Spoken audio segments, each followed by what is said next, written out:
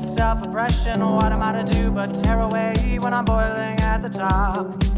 Try to find a way to fight the fire, smoke derived from the minds of liars, to call the shots as you bow your heads, and the march never stops. The stars could be free, but this insanity bends you right by the knee. Running in circles now for something that can't be found, and I bet that you hit the wall. The rain starts to fall. You can run away, sing a tune that's true. I'll be beside you.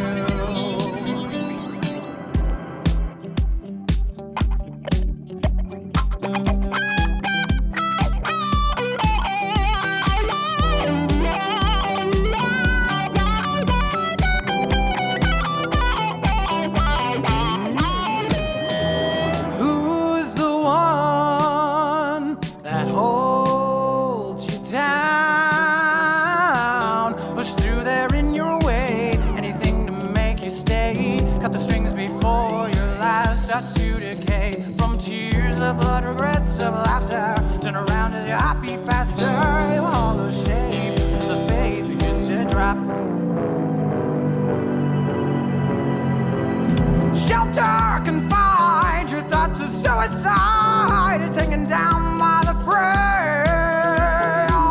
Running in circles now for something that can't be found, and there's no time for today. The world would be untrue. I will rise against you.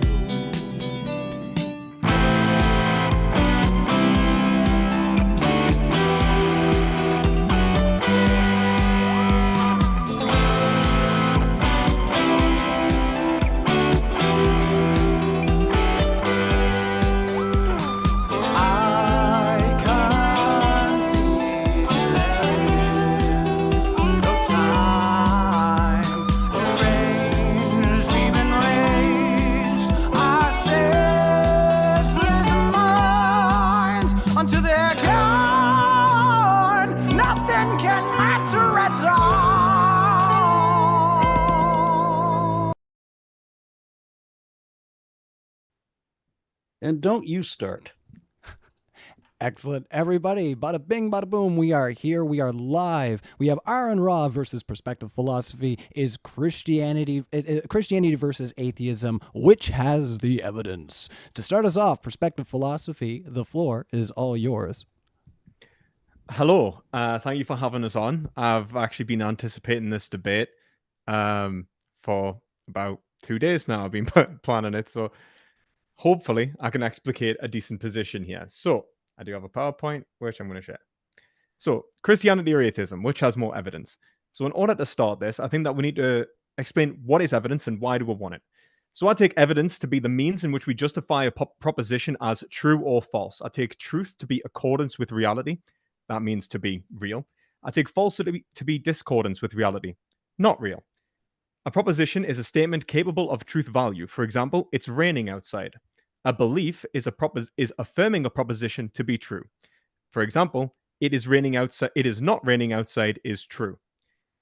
We want evidence to justify a proposition so that we can have knowledge. I take knowledge to be a true justified belief free of relevant falsehood. In other words, you understand reality. We desire knowledge as true beliefs are essential for all moral judgments. For example, I would be happy if I like chocolate cake is a moral judgment, which I would like to know is either true or false so I can decide whether I should actually get chocolate cake or not. Great.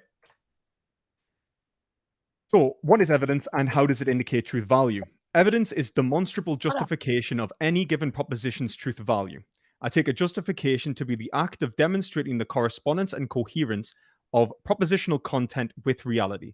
For example, the proposition "it is raining outside" would require the evidence of it raining. The evidence of it raining would require the demonstration of the existence or non-existence of rain outside. So you would go and look outside and you would see whether there is actually rain or whether it is raining or whether it isn't raining. That would be the justification there. So there are three types of evidence, as I'm going to argue. There's empirical evidence, which is observed experience. There is rational evidence, which is logical argumentation. And then there is transcendental evidence, as I've called it, which is observable logic. This could also just be referred to as something that's a priori synthetic, which is basically what I'm referring to. I will also argue, really, that transcendental evidence is basically where we get the other two. Okay. So examples of this would be, for example, empirical evidence for it raining outside would be the observed rainfall. Logical evidence would be if the proposition is B is true, if A then B, A then B, modus ponens. And transcendental evidence would be something like a Pythagorean theorem, where it's observable logic. So in a right-angled triangle, the square of a hypotenuse side is equal to the sum of the squares of the other two sides. And as you can see, you can observe this and you can work it out through a priori theorem. So you can work out why it is necessarily true and then demonstrate its truth in reality. Okay, so let's begin with Christianity versus atheism. Roughly, what is Christianity? Christianity is the affirmation of the teachings of Jesus Christ. I will be defining the Catholic conception of Christianity defined by the Nicene Creed. Catholicism believes the belief in one God comprised of three persons, the Father, the Son, the Holy Spirit, who create and sustain all being. So in other words, we have one God which creates all being, is all loving, all powerful, omnipotent, and omnipresent. So Christianity is a form of theism. Theos is God, ism to practice. What is atheism? Atheism is the belief that God does not exist. A meaning without, theos meaning God. So it is a disbelief in God. Because belief implies the affirmation of a truth value, it is the affirmation that God does not exist. So how does this relate to agnosticism? So agnosticism is the belief that one cannot or does not hold knowledge of God's existence. Coming from agnostis, the Greek agnostis, gnosis, meaning without knowledge. The agnostic rejects the justification for the proposition God exists and the proposition God does not exist, as both imply knowledge of God's existence. Knowledge of not A implies knowledge of A. For example, knowledge of the negation of A implies the knowledge of A. So for example, if I know the proposition not A, or the negation of A, it is not raining outside is true, then I know the proposition A, it is raining outside is false. And so I have gnosis, I have knowledge, and so an agnostic can't be an atheist. So if Aron has a belief in X, he therefore affirms X is true. If he affirms X is true, he must affirm that it accords with reality. If he affirms that it accords with reality, he believes he holds a true belief. Belief implies the truth of a proposition, then to deny the truth of a proposition is to lack a belief. Okay, so if I deny the existence of God, I lack the belief in God. Fair enough. To affirm the proposition is to affirm a proposition, however, is to hold a belief. For example, if I affirm the proposition that God does not exist, I hold that belief is true. Atheism is the belief that God does not exist. Aron is an atheist. Therefore, Aron affirms the proposition that God does not exist. And since he is affirming that that proposition is true, then, or even capable of truth, he can't be an agnostic, since he would hold that he has knowledge of God. So what are my arguments for Christianity? So I'm going to present the argument for sufficient reason. So for every fact F in existence, there must be a sufficient reason for its existence. All contingent objects do not contain the reason for their own existence, and so contingent objects form an infinite regress which cannot be established as a fact in itself. So basically, the cause of the regress or the cause of causation will never be actually found within the existent objects. And so it can never actually be shown to be the case. So for the chain of reason to be established, a necessary being must exist, or a self-caused being must exist. The chain of reason is established, a necessary being exists. From this, we can argue for divine simplicity. So a being which is divinely simple is a necessary being which is only caused by itself. A being which is only caused by itself could not be caused by parts which pre-exist a unified whole. A God which does not have parts which pre-exist his wholeness, God is a being. God does not have parts which pre-existed his wholeness. A being which is absolutely non-composite is simple. God is absolutely simple. So if God is absolutely simple, he doesn't contain any parts. If he doesn't contain any parts, then there is nothing outside of him that causes him. Simple as that. So how does this lead to omnibenevolence, omnipotence, and omnipresence? Essentially, actually, how much time have I got left? You still have 2.5 minutes. Okay, so I'll run through this quick. So the argument for omnibenevolence is that a perfectly simple being would not have any separation between its existence and its essence. God is a perfectly simple being. When a being desires something, it really desires its own completion, since desire implies a lack. So you want something external or something to establish yourself or unify yourself. You actually have to want something outside of yourself. A being which desires something other than itself lacks perfection. God is perfect. God only desires himself. A necessary being contains all existence. The good of all existence is goodness itself, and therefore God is good, or is the good. The argument for omnipotence would be the power of a being is relative to what creates. The power of a being is relative to what it creates and sustains. The first and last cause of all being creates and sustains everything. God creates and sustains everything. God is all powerful. I mean, these are very basic and would actually need defended, and I'm happy to do that. So the argument for omnipresence is very relatively the same. A perfectly simple being must contain all its existence. Any effect of a perfectly simple being contains its existence from the perfectly simple. Any effect of the perfectly simple being contains its existence from the perfectly simple being. A contingent being is an effect. All contingent beings gain their existence from that perfectly simple being, and therefore all contingent beings are contained within God. Why a necessary being requires mind, and this is really brief because I think there is a whole metaphysical argument that would have to be established here. So if idealism is true, then all contingent objects are limitations of a mind. Idealism is true. All objects are limitations of a mind. A necessary being would contain all its limitations. A necessary being must have a mind. So that's very brief. And finally, I'd like to point out that Aron Ra likes to call himself 30 seconds. a methodological naturalist, meaning that he takes that we can only gain knowledge through affirming a cause is natural. So if we were to gain knowledge of something, it has to be necessarily knowledge of nature, right? And he affirms that God is supernatural. So he has the choice. He can either affirm that we can gain non-natural truths through methodological naturalism, truths or falsity, that is, or he can affirm that that his non-belief in God is gained through another source, or is an act of faith, which he defines as to believe without evidence. So that would be me done, and thank you. All right. Well, thank you so much, Perspective Philosophy, for your introductory statement there. And I want to remind everybody, I'm sure you can see it there on the screen, that we have our crowdfund posted. And the link to that description is, the link to that is in the description, along with tickets to our live in-person debate. So if you didn't know, we're going to be doing a live in-person debate in Houston, Texas, September 16th. Aron's going to be there. You don't want to miss it. It's going to be a lot of fun. I think, once again, we're seeing double because I have the Aron promo on the screen. So check out those tickets, everybody, and 100% of everything that we get and in excess is going to be going towards the DebateCon 4 that's coming up here. So yeah, don't miss out on that. And we're gonna kick it over to Aron for up to 10 minutes for his introductory statement. So Aron, the floor is all yours. Thank you. Not surprisingly, we get the same old argument that we always get from the philosophizers, trying to define God into existence through a number of circular assumptions. You set out a premise that God must be all-knowing, and so you declare that God is all-knowing and that God is all good, and we're going to ignore all of the evil, the disproportionate evil that is compiled atop that God. We're just going to pretend that it's all good. Why? Because it serves the argument.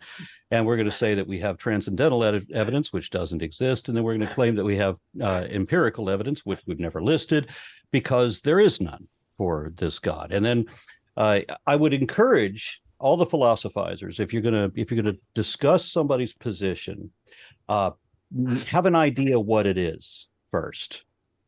Because I don't like to call myself a methodological naturalist. That's not a thing that I do. And the argument that I make is that if you can't, if a suggestion or a declaration cannot be, is not indicated by evidence, it's rather by assumption, and it cannot be indicated or vindicated, verified or falsified, meaning that there's no way to know whether it's true or false, then it logically cannot contribute to the sum of human understanding. I mean, it's just baseless speculation. There's no way to know whether it's true or not, then we don't get to call it knowledge. And so that's why he's arguing for, the methodological argument, which is not even a problem for my position. If there was a God, there would be ways of knowing that. And he failed to present any evidence of this. He just wanted to do a number of logical fallacies, the circular reasoning, followed by the commonly done shifting of the burden of proof, wherein you always want to take the negative claim and turn it into a positive one. So he wants to misrepresent atheism as being a positive claim that there is no God. Now, while I do positively claim that there is no God, I spent most of my life, or at least 15 years thereof, as an agnostic atheist. He says it's not possible to be agnostic and atheist, even though an agnostic is somebody by definition who says that God's nature is both unknown and unknowable, and that was certainly my position. Like I've often said, that an agnostic is someone, well, an atheist is someone who does not believe there's a God, and an agnostic is someone who doesn't know that they're atheist. That's the way that comes down. Throughout history, we've had way too many people, theologians and politicians alike, who have been way too interested in the question, do you believe in God? Yes equals theist, no equals atheist. That's it. That's all. Nobody cares whether you also have a belief that God does not exist, unless you're a philosopher trying to define God into existence for a sheer lack of evidence. So arguing whether there is evidence for atheism, that's also absurd, because how can you have evidence for I don't believe you? So you have an assertion that there's this magic imaginary being, there's a magic invisible man, whatever it is. And your evidence for that is that you can rationalize circular assumptions about it, but you haven't given any evidence for it. And then to make it worse, not only is there no evidence of this God, but then you want to further hamper yourself by isolating it to Christianity. So now you have to suggest, now you not only have to defend theism, which is already a lost cause, but you want to burden yourself even further with that, with going into all of the theology, all the baggage that goes along with Christianity. And shall we include biblical literalism in that? I know a lot of people don't, but let's be real. We know that Genesis is a compilation of fables that did not happen. We know for certain, everybody can prove that the global flood of Noah's Ark never happened. The Tower of Babel never happened. And if it did happen, it would prove that God was a dick. But fortunately, that didn't happen. We know even evangelical Christians and traditional Catholics and Russian Orthodox Christians admit that Adam and Eve are genetically impossible. They did not happen. So if you're arguing for Christianity, you have to accept that, and maybe you don't go for biblical literalism, but if the only evidence that you have, and very often it is the Bible, then what you have is a compilation of fables that we know are not true. And that's it, and that's all. There is nothing else. So you're asking me to provide evidence for not believing you because you failed to produce any evidence to indicate that anything you believe is true. There's a number of problems with this. Yep. All of the religions together combined. Let's just not isolate Christianity, because I don't know what it is. I've had this debate a number of times, exact same debate. And it's always that a Muslim wants to argue, which has more evidence, Islam versus atheism, and Christians want to do Christianity versus atheism. Nobody accepts that, hey, you know what? There's other religions besides my particular cult. It's just like they conveniently forget all of the others. Let's just like try to put it into a binary spectrum, which doesn't exist, right? So you want to argue all of this additional baggage for Christianity that we know doesn't happen. Let's look at Jesus, for example. This is a guy who thought that, well, for one thing, he was a first century faith healer, and self-proclaimed exorcist. So this is a guy running the same exact kind of scam operation as many frauds are still running today. The guy thought that diseases that he pretended to cure were being caused by demons, right? So this is not the guy you want to get medical advice from. This is just another scam artist, assuming that he was real at all, which, you know, I will try to assume for the moment, though I'm convinced that if we had a time machine and a guide who spoke Aramaic, I don't think you would find the Jesus you're looking for. And if you found one guy that was the basis for most of the legends of Christianity, you wouldn't recognize him as Jesus. And if you were to grab that guy, and it was the guy that most of these legends were based on, if you brought him forward in time, he wouldn't recognize Christianity. So there's a whole bunch of problems with that. And is there anything else? Because, oh yes, and here's a big one. This is kind of important. Now, I realize that in early versions of Christianity, much like with early versions of Islam, they didn't have the spiritual aspect that both of these religions have since adopted. It was originally that you simply would not die, that your body would revive and you would come back to life again, your physical form. But at some point, it was decided that no, we're talking about a spiritual existence now. And so there was this imagined mind-body dualism where all life is supposedly animated by some kind of a transcendental spirit. But we know now that there is absolutely no support for mind-body dualism, neither in neuroscience nor even in philosophy. I've interviewed at least a half a dozen neuroscientists on this, including neurosurgeons, and also I've also interviewed neurophilosophers, Patricia Churchland and Daniel Dennett, for a couple of examples. It's not just that the evidence isn't there precisely where it would be if there was any truth to this at all. It's that there is evidence against the mind-body dualism. Now, if you put all the religions together, they can't combined, they can't show that there's a there, that there is a supernatural at all. And let's not forget that, you know, supernatural equals magic. You know, magical miracles, miraculous magic, they are the same thing. You've got in the Bible, you've got blessings and curses, which are just positive or negative aspects of magical enchantments. You've got necromancy, you've got water bending, you have all kinds of magical spells, even the use of a wand, you know, in a healing spell to cure leprosy, among other things.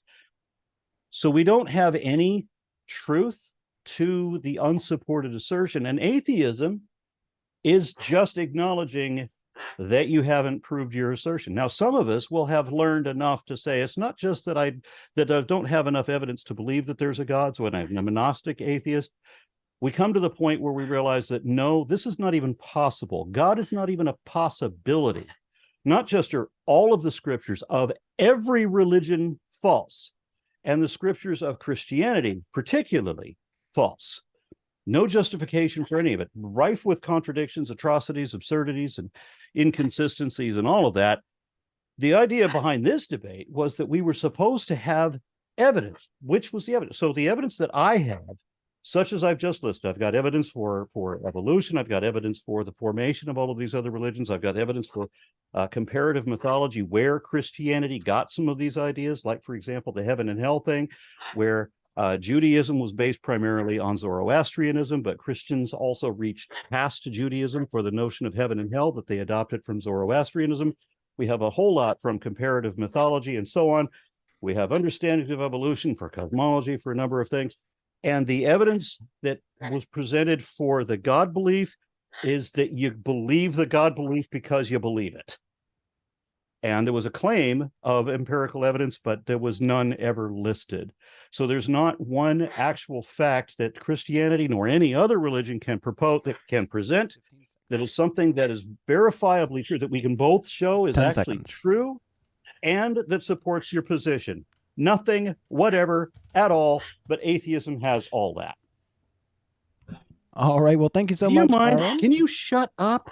You are ruining the show. You have to bark all the way through. I'm on camera. You're humiliating me. Oh no!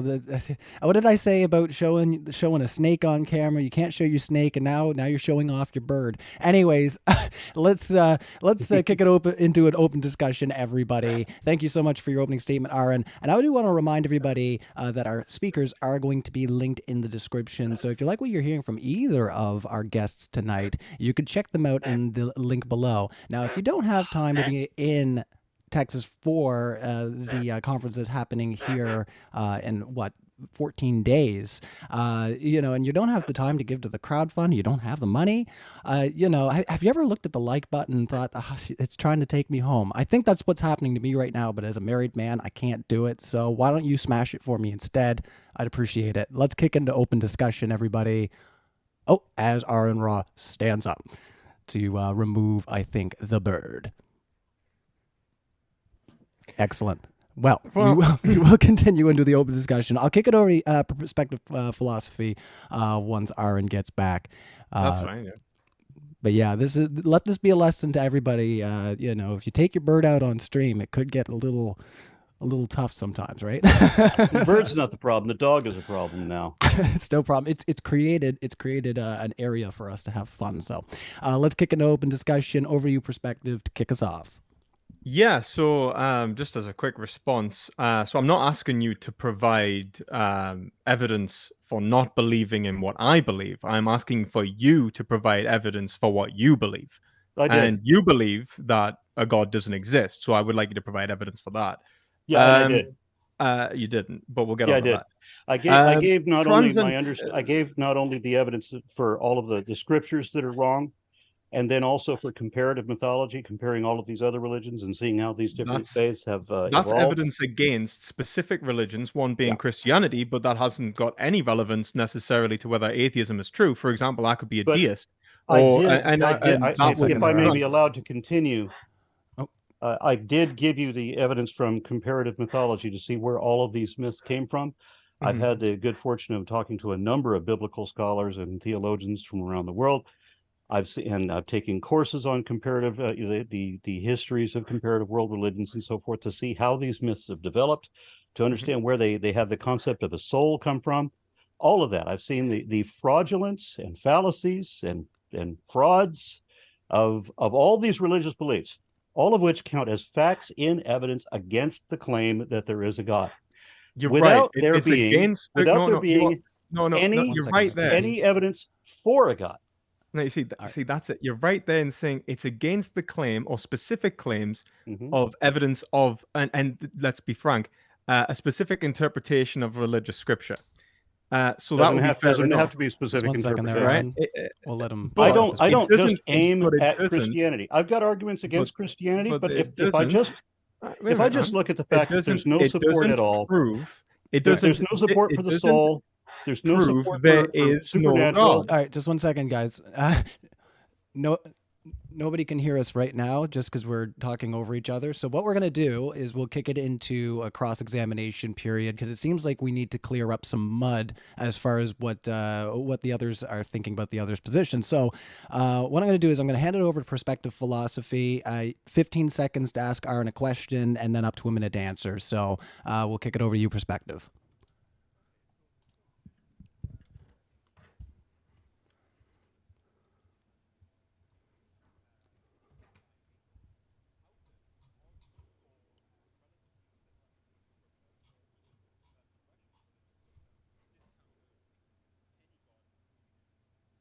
One minute.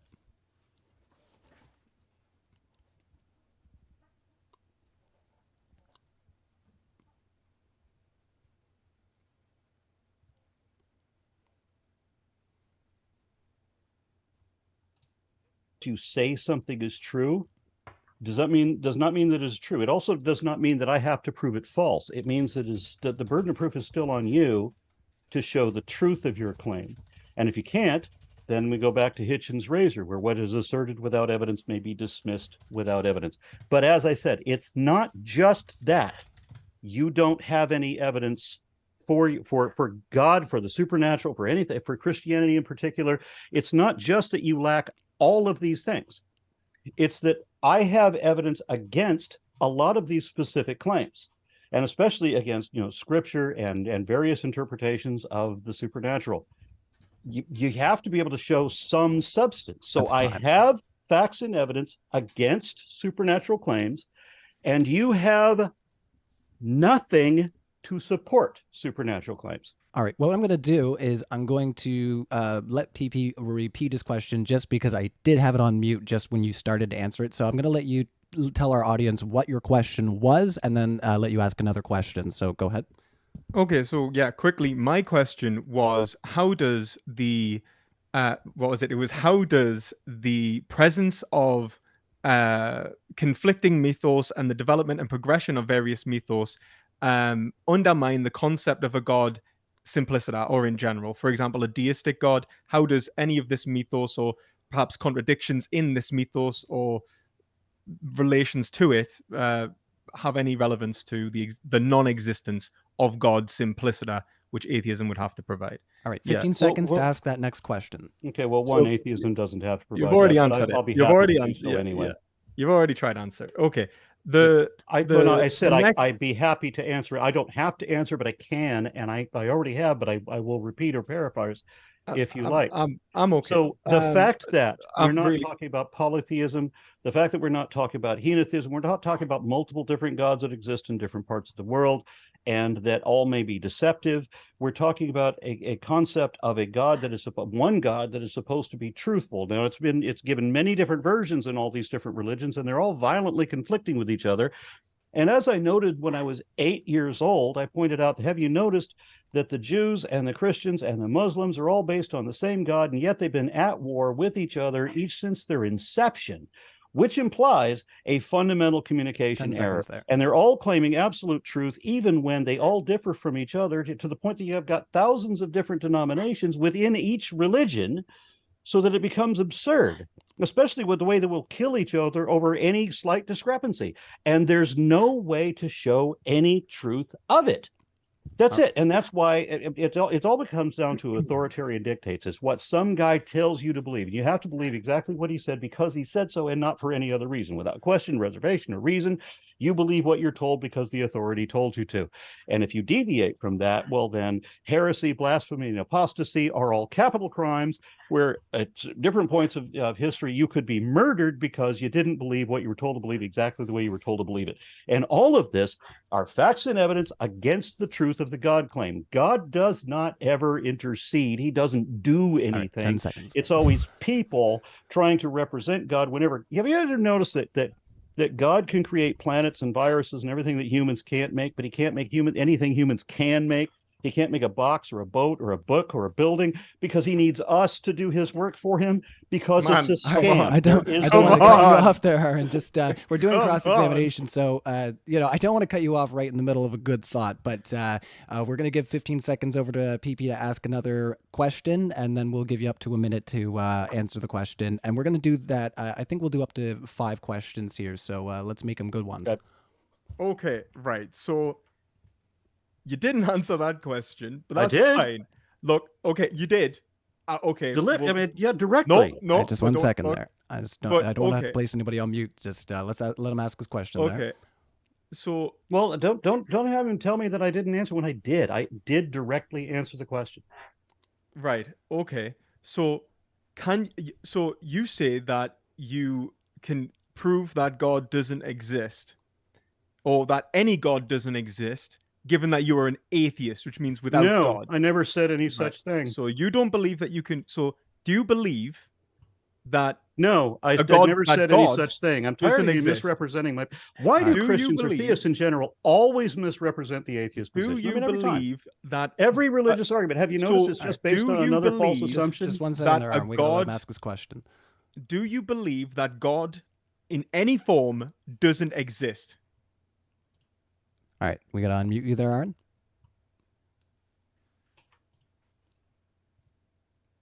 Oh, you're still on mute there, Aron. You unmute yourself, mate. Aron, you're muted on the Zoom chat. Unmute yourself. Sorry. Yeah, just to get his question out there. So I placed you on the mute, so you have to hit the unmute button. Yeah.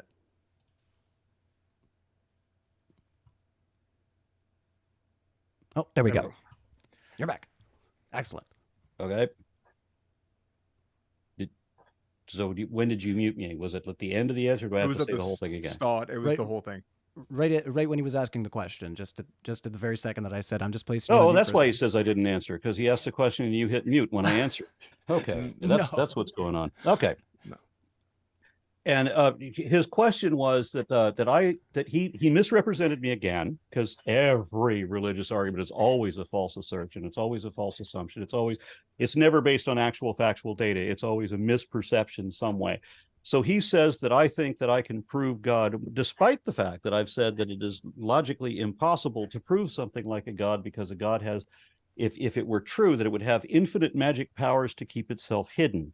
Logically, you couldn't disprove such a thing. But then likewise, you can't prove that Godzilla doesn't exist, and neither does that mean that Godzilla does exist, which is often the argument. If you can't prove that it doesn't exist, then somehow it means that it does. Shut up. All right, back to you, perspective. I mean, I don't know why you think you can't disprove the existence of a God. For example, it could be logical I did just contradiction. explain why. Do I need to go back over that for you? No, you said no. I get that. What you're saying is that essentially you're making an argument essentially of divine hiddenness, that an omnipotent being could hide itself. I mean, you just make an argument that an omnipotent being couldn't exist, right? So that you just have to show that there is a logical contradiction within the existence of that being. So, and you can absolutely prove a negative. So would you like something? So I'm like... just wondering. So I'm just wondering, what is your proof for the proposition God does not exist? Already stated, and now will be repeated. In order to, science is all about what is supported and what is not supported. So empty, unsupported assertions have zero credence, just like claims that have been proven false. So when you assert something and you cannot show the truth of it, then Hitchens' razor applies. You've made an empty assertion. I don't have to give it credit. I don't have to prove it wrong. Lincoln's maxim, Hitchens' razor, they both apply to this. So I have to have you present the justification for your empty ass assertion that you just made up. I don't have to prove it wrong. It's not incumbent upon me. You have to show the truth of the statement you made. It's one thing to say that you believe something. You can believe anything you want to, and nobody's even going to challenge you on it. You don't have to defend it as long as you admit that it is just a belief. But once you state that it is a fact, well, now you have to show that it is a fact. Now the burden of proof is on you. Well, one, you do absolutely have to defend a belief, because a belief is to affirm something is true. But that's separate to the point. Two more questions. The point that I'm making here is that my proposition, which I have to defend, which I've defended with the principle of sufficient reason, is that God does exist. The proposition you have to defend is that a God doesn't exist. Now you're saying that, no, you said I am rejecting it, Hitchens' razor, you're rejecting my proposition, which I don't think was sufficient. Because you didn't provide any evidence. That's your argument. That's your argument. The debate is the argument for the argument from sufficient reason, but that's irrelevant. That's my argument, and that would be why my argument was wrong, fallacious, whatever. If it is, your argument would be to defend a God does not exist. Right, so which I did. You attacked my argument. Make an argument, and I didn't just do that. No, you said it was impossible to do that. Right. So I'm wondering how you said. I also gave reasons why we know that the God of the Bible is, if we're talking about the Bible God, that one definitely doesn't exist, because we know that all these books, all these stories in the Bible, are definitely not true. Even if claims of the soul, we know that there is Christianity, we know that there is no soul. So we're gonna let we have facts and evidence against the soul as well. So I did provide all of these, and you're pretending now that I didn't, while you are also pretending that you presented evidence which you did not. Okay. So, right, I'm going to say this, right? There is arguments against Christianity, Islam, Judaism, whatever religion specifically that you may like, whatever, they would be specific arguments against propositions which affirm their truth. Okay. I'm asking you to provide evidence for the proposition that you're affirming, which is that God does not exist. Which means that you have to show that it is either. Just to be clear, that means you have to show that it is either logically incoherent, empirically impossible, or transcendentally impossible. So I'm just wondering how you are going to do that. Yeah, well, I did start. I gave a short list, but you didn't understand any of those. So let me just continue on because it's a very long list. If you'd like a logical argument, then when we say that God exists outside of this reality, well, then that's fine. That just logically means he does not exist in reality. That's one way we could argue for it. I did already tell you that we have a bunch of empty assertions which have all proven to be false, and that's a problem.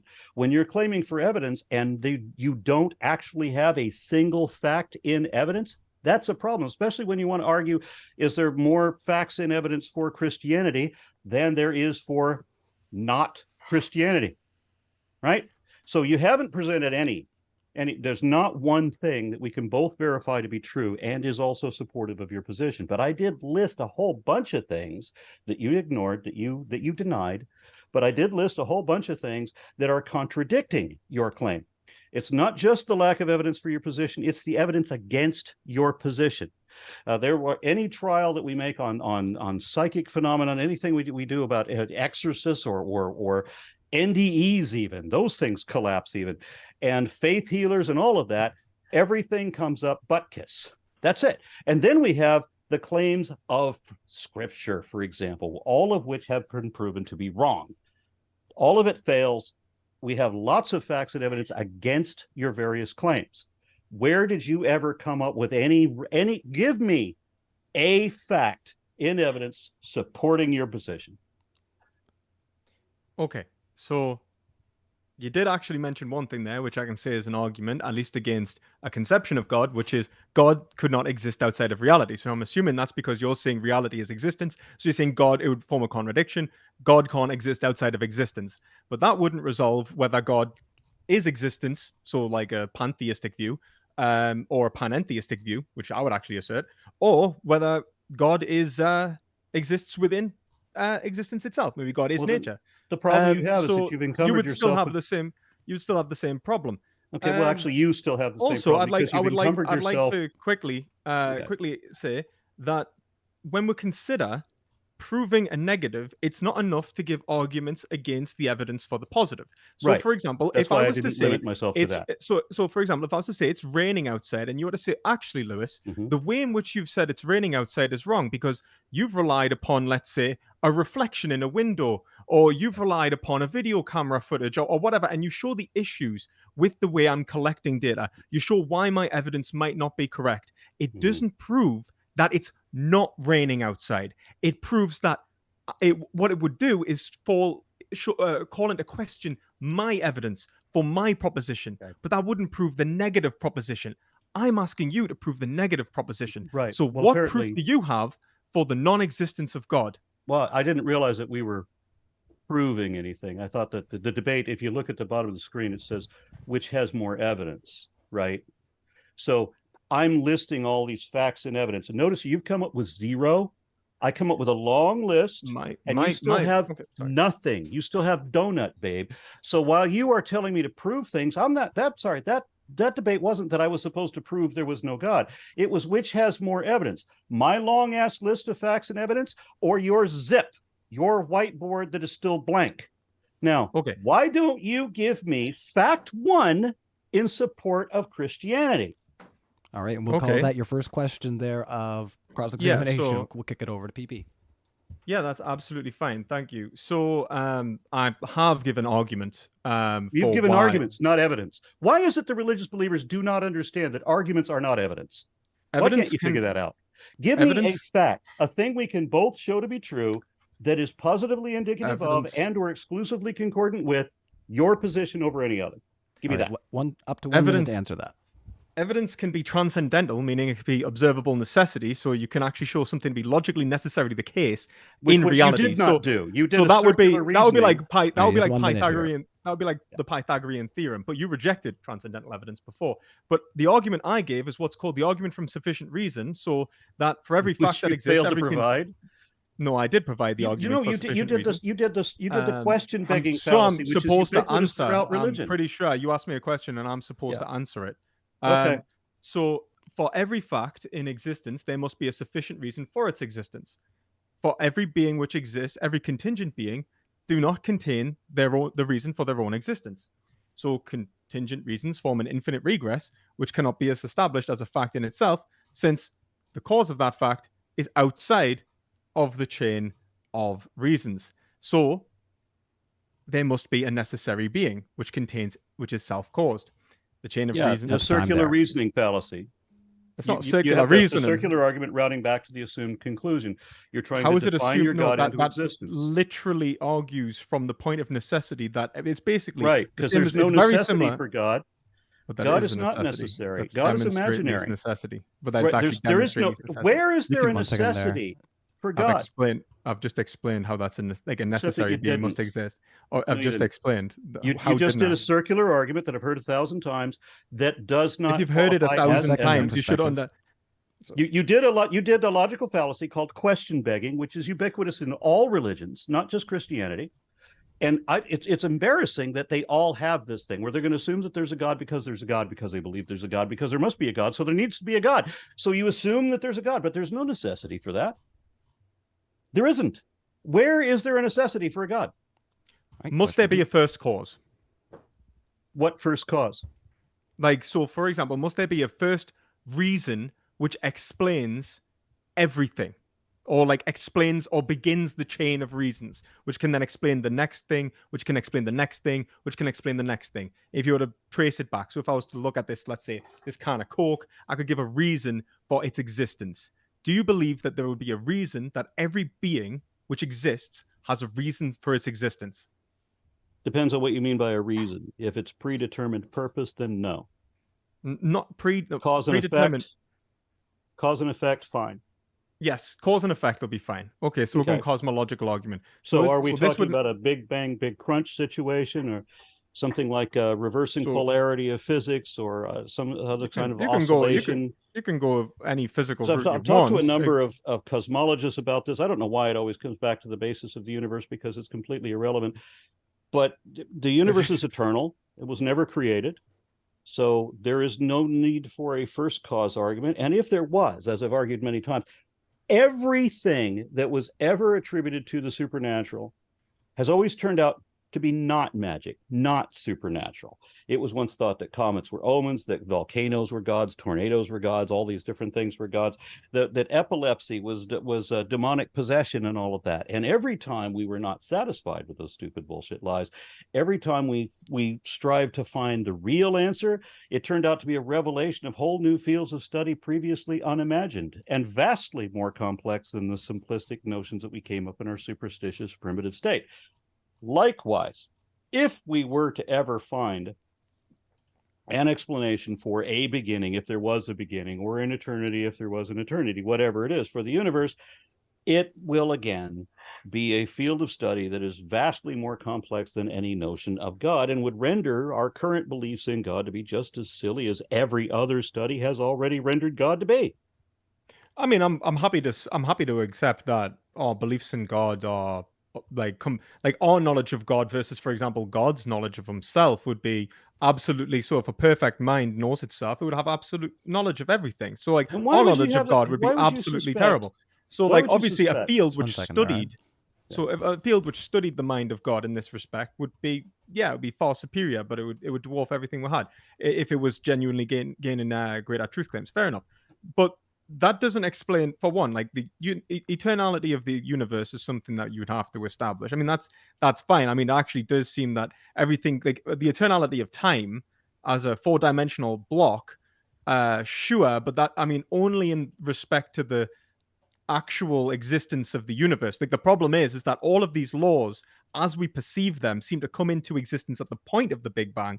To say that it's eternal, we'll have no evidence for or against, because we can't actually go prior to the Big Bang. We only get to the point in which there is the inflationary event, and at that point it all breaks down. And we can look forward on the light cone and we can look back on the light cone, but either way, what we're doing is establishing a relation between cause and effect. And the whole point of the principle of sufficient reason is to say that every and this is why it's superior to a normal cosmological argument, is to say that anything that exists, whether it's eternal or not eternal, must have a reason to exist. The eternality of a thing would be determined by it being self-caused. So you'd have to say that the universe is self-caused. Now, do you have evidence to say that the universe is self-caused and therefore God does not exist. That which was never created, which always existed, which is eternal, that did not have a beginning, did not have a cause to begin.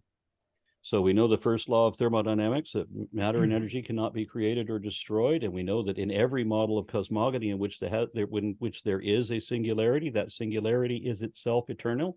I've talked to a number of cosmologists about this, leading cosmologists, and they say that material energy is eternal, and so is universal wave function and all of this, and that there are models in which the universe is just perpetual in both directions, eternal. So that's the only evidence I have. I don't deal with cosmogony. I don't deal with astrophysics. I teach evolution.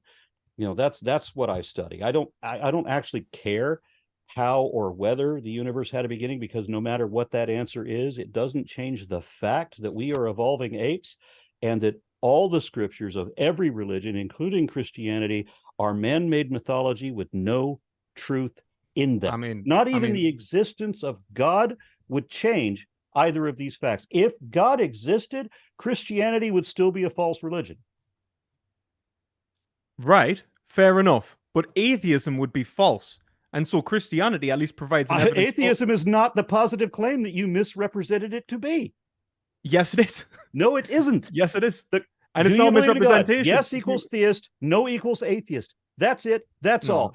No. There's never a scenario. Do you believe in God? No. Atheist is, do you believe a God does not exist? No. Or are you affirming a God does not exist? No, the question, as I said, that everybody's been you have to believe a God does not exist. If you do not believe in God, then you are threatened with a fate worse than death in the afterlife.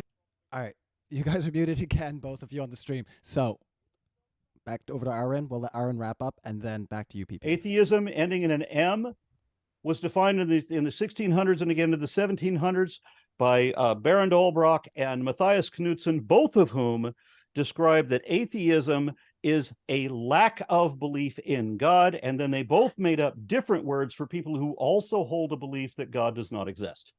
So atheism is not the same thing as atheos, by the way. Atheos would apply to you as a Christian more than to me. What is? Okay. The point that is being expressed here is that, one, it definitely does require a belief in... it definitely doesn't, and I can provide proof of that. It's a proposition. It's not a proposition. It's not a rejection of belief. It's a denial of belief. And this What's a belief? This was in Webster's 1828 dictionary, long before Huxley invented his word agnostic. It was already commonly defined that atheism was a lack of belief. A denial of assent to believe. I'll ask you the question. Do you believe a God does not exist? I am in the subset of people of atheists who do not believe in a God, who fall into the category of strong atheists who also have the belief that God does not exist. I do, because I've spent a quarter of a century arguing with people like yourself who only provide evidence that the God claim are all lies. Every one of them. Frauds, falsehoods, fallacies, that is all you have. Now, you've already exhibited a number of fallacies, and you have not exhibited any evidence whatsoever. You've given arguments instead of evidence, which is a common fallacy that all believers always do. I don't know why. Why can't you produce a fact? This is the debate. Is there more evidence? I gave you a list of evidence for atheism. You gave me a whiteboard, still blank, for Christianity. Give me a fact. So you don't think that a syllogistic argument is evidence? No. And evidence is a body of facts that are positively, which means objectively verifiable data, positively indicative of and or exclusively concordant with one available position or hypothesis over any other. That's it. That's what evidence is. So, for example, if a mathematician was to try and give evidence for a proposition, let's say that 4 was a multiple of 2, and they would rely upon, let's say, a logical proof for that. So they would divide 4 by 2, and it would come back as 2, so it wouldn't have a remainder, so it would prove that it was a multiple of 2. Would that be evidence or not? In mathematics, maybe. I don't know. I don't deal in mathematics. I also know that historians use a different definition than scientists do. But in science, the definition I gave is the one we use. The point that's being made here is that if evidence can be logical, and not only empirical through observation, Okay? then a If you transcendental don't have any argument. evidence, give Then me a the logic then. transcendental that I did give you a transcendental argument, which is observable logic. You gave me a That's the whole circular point. argument, a It's not- logical fallacy. How is it circular? Because you're just simply assuming your conclusion. You have a circular argument routing back to the assumed conclusion. You Then demonstrate declare you declare that you by definitional fiat, that which begins to exist must have a cause, therefore God. The universe did not begin to exist, therefore not God. Are we done? No, because it's the whole point is to say like about contingent beings. So Okay, like and for what's example, contingent then? so a contingent being would be something which has to have a cause for its existence. Can Right, you so so God your is point contingent on you're human saying imagination? you're saying that the universe does not have to have a cause for its existence. If there was a cause, it wouldn't be a God. It certainly wouldn't be the Christian God. As I said, So wait, even so if a if there God wa- existed, it would not so be there the Christian can be God. a cause. So there could be a cause for the universe. There could be if the universe had a cause, but I don't So think the it did. universe is contingent then. Why would the universe? I said I don't think that the universe had a beginning. Right. So But there why, wouldn't be a cause. so So like if there's no beginning, then there's no cause. And if there was a cause, it still wouldn't be a God. And if there was a God, it still wouldn't be the Christian God. The worst point is, even if the universe was absolutely self-caused, you wouldn't be able to argue against pantheism, because all I could say, I'm all not I'd have arguing against pantheism. but pantheism isn't atheism, so you wouldn't be able to put forward your argument. Why That's not? the whole point. Because you can't Pantheism be is not classical theology. It's Doesn't not a have to be. personal God for sure. It's Doesn't not have a to be. magical anthropomorphic immortal. but it's still a god. No, it's not, because Yes, it's it not is. a magical anthropomorphic immortal. It is a being, which It's not a is being. what do you mean it's not a being? It's not. Spinoza's Do you understand what God was not a pantheism being. is? Do you understand what pantheism is? I thought so. Yes, you. As Einstein put it, he believes in Spinoza's God, which can be revealed in the mathematics of nature, in the operations of the natural world. So he's not worshiping a being. But He Spinoza's said that not from the Christian Spinoza's not an perspective, atheist. we should regard him as an atheist. Spinoza's not an atheist. That's what Einstein said. Was that Einstein's wrong. from your perspective? I don't know what to tell you. Like Just 1 Einstein's second, wrong. Like Just 1 Spinoza's second, not an please. atheist. Okay. All right, so I'm only going on pantheism. What Einstein said about Spinoza's God, how Einstein described it when he said that he was an atheist from the Christian perspective. The doctrine for Spinoza is to identify God as an absolute substance. So it's a kind of like acosmism. It's not an atheism. It's basically to identify that which is everything is God. Okay, so you've defined like, God out of existence. No, If everything is God, then nothing is God. So we no, have to because have he is something. the unity. We have the whole, something that is God, and then we have to be able to distinguish that from that which is not God.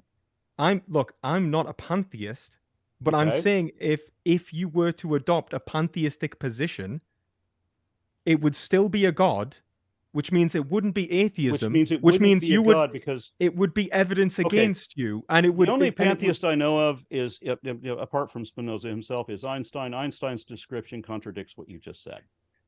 So I'm not going to argue from outside of somebody else's perspective. I'm not going to argue for pantheism.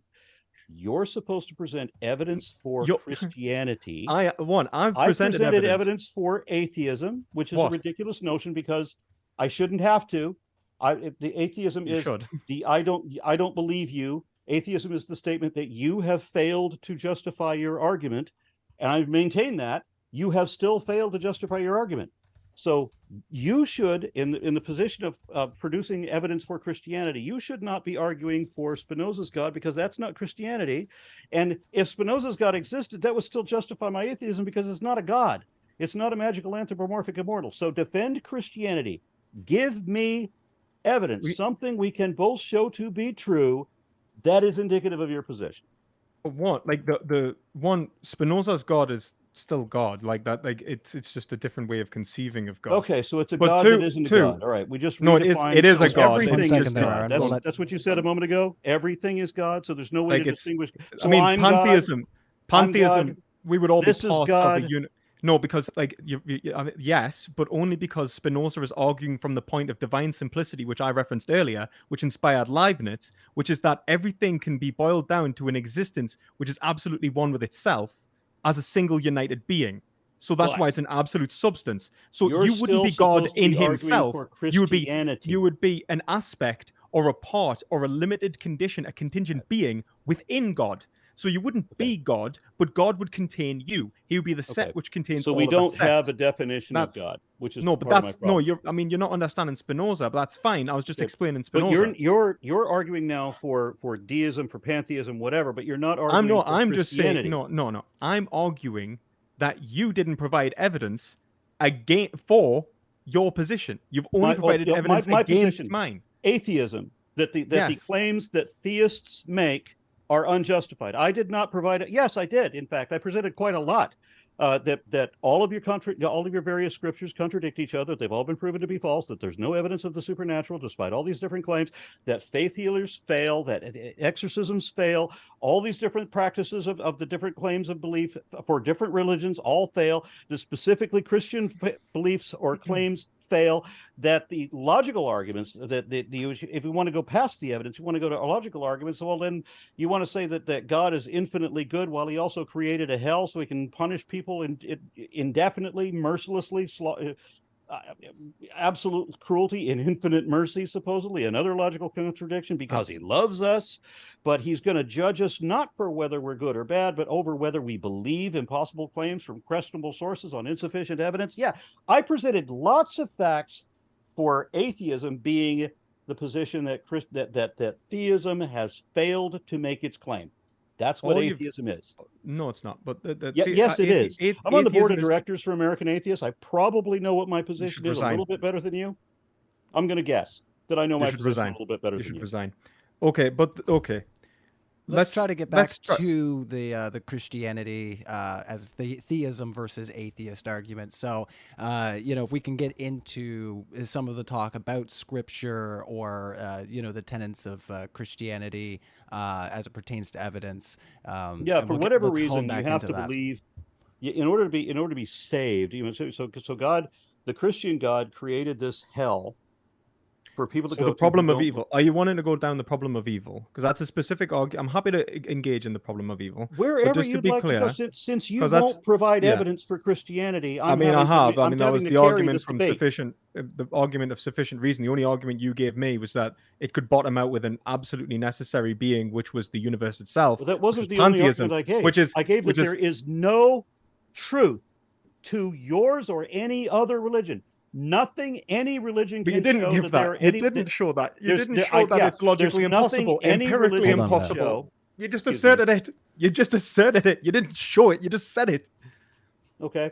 All the contradictions that I just listed for all the different religions, and none of them can show that they're any more right, that they've got anything any more accurate than every other religion. Christianity says, oh, well, we're the only ones that do things exactly like the Bhakti Hindu do, exactly like the Sikhs do. So exactly like Zoroastrians do. I'm more exactly like some pagans do. That doesn't. Well, I have a personal relationship with my God. Well, I know a pagan. I know a pagan 2 miles from here who met his God in person.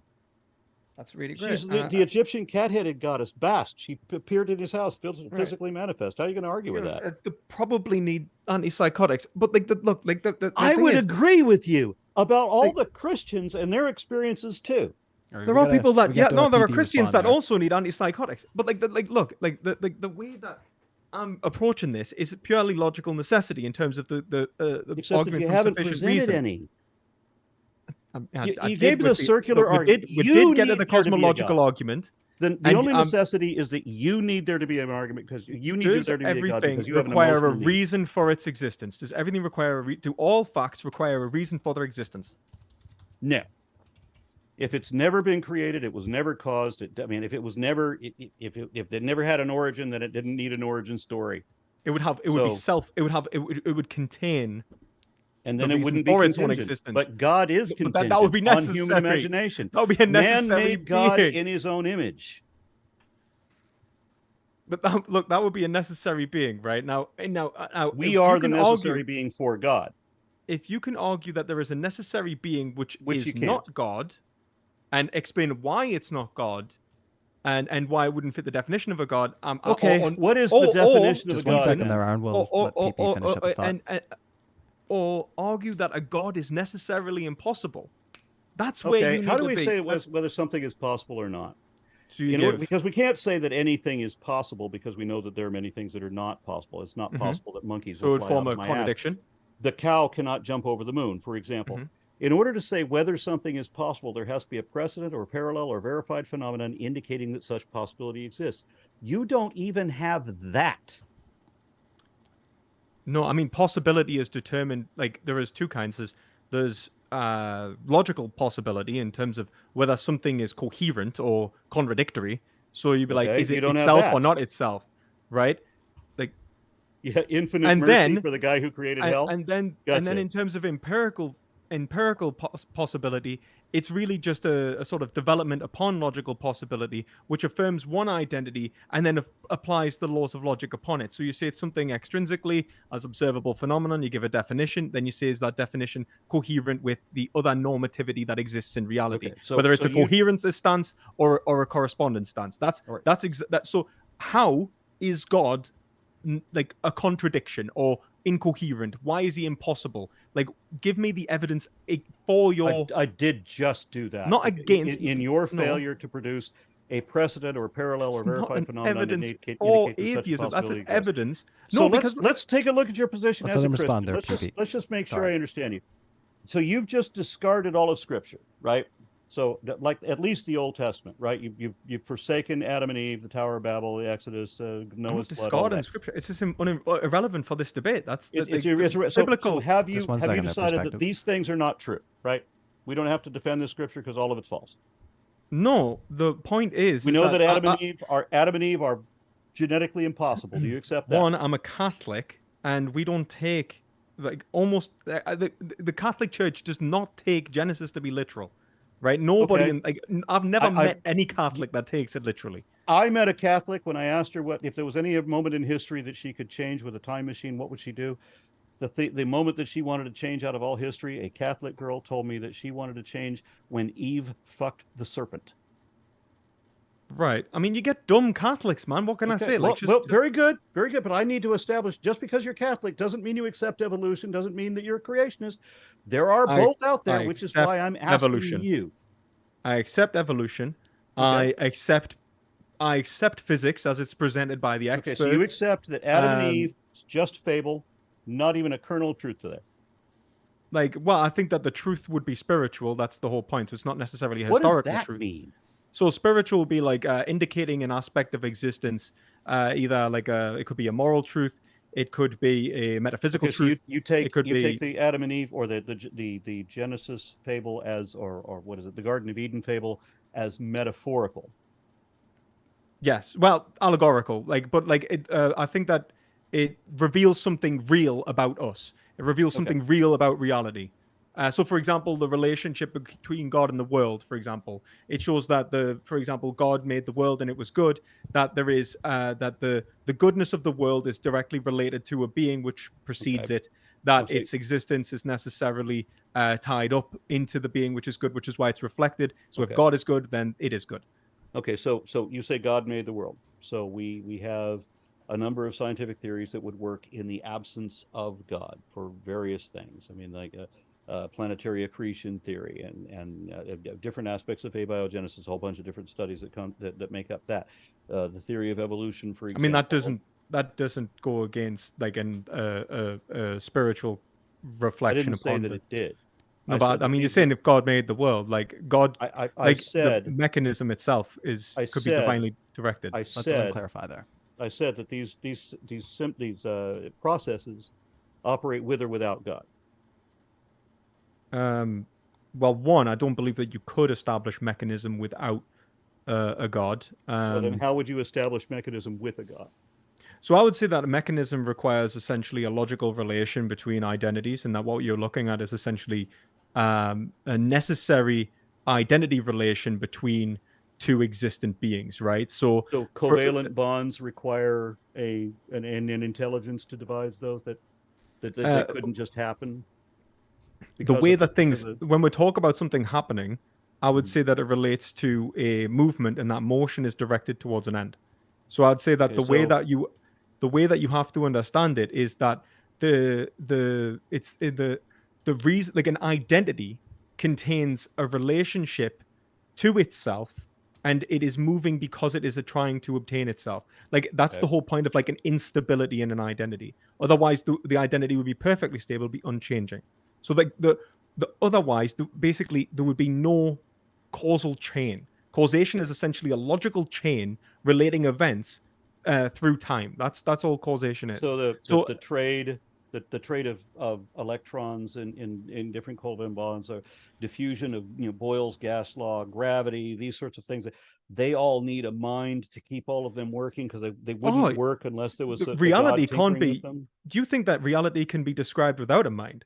Because I mean, if you believe that, then you must believe that you can't have logical, that there is not ideas in the world, right? Like, that there isn't Why would real I believe ideas. something that I know not to be true, that you know You that I know know it not to be true. Okay. So you What's know that I don't hold that position that you just falsely accused me of. Oh no, I'm asking you whether you did hold that position. I'm not accusing you. I'm I an idealist. understand I that I within wouldn't our accuse you of minds that we level have of ideas. sophistication. Yeah, we do have ideas within our minds. But these ideas within our minds did not pre-exist our minds, and they are not the reason that gravity works or why covalent bonds happen, etc. So natural processes work with or without God. So are In a you world without a God, natural processes continue to work. You want to suggest that there is a God required for something. And it's not just for something, it's for Christianity. So you have to believe that this first century faith healer, who clearly never understood what the fuck he was talking about anything ever, who didn't know when figs were in season, who didn't know what the smallest seeds was, who had no divine knowledge at all, you have to believe in this cult leader in violation of the first commandment in order to be saved from the damnation that he's threatening against you. Give me a fact that supports that. so one, like, in what a fact that supports like the argument for like what are you here to debate for? Is there more evidence for? I've given you lots and lots of evidence for atheism. Gave you an argument for the goodness of God in relation. I mean, we can talk about what goodness is, and then we'll have to talk about that. You ignored the problem of evil. You said we could talk about that later if you want to. We can talk about it. We can talk for the goodness okay, of God. we'll move on to that in just 2 seconds. Just quickly, in terms of metaphysics, you're a physicalist or a materialist, right? Oh, what does a materialist mean? That means somebody who accepts that material reality exists, which we both accept, I think, right? Do you accept that material reality exists? No, a materialist is it depends on how you define material. That's the whole point. Like, materialism is a specific metaphysical. So we both accept that the material world exists? Yes, I believe in material, yeah. Okay, and so you want to posit an alternate universe, a supernatural, magical universe on top of that.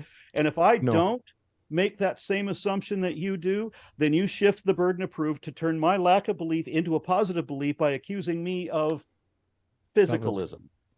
When really you have the belief in magic, which you cannot justify, and that's why you need to turn it into my belief, because Christianity hates nothing more than the burden of proof.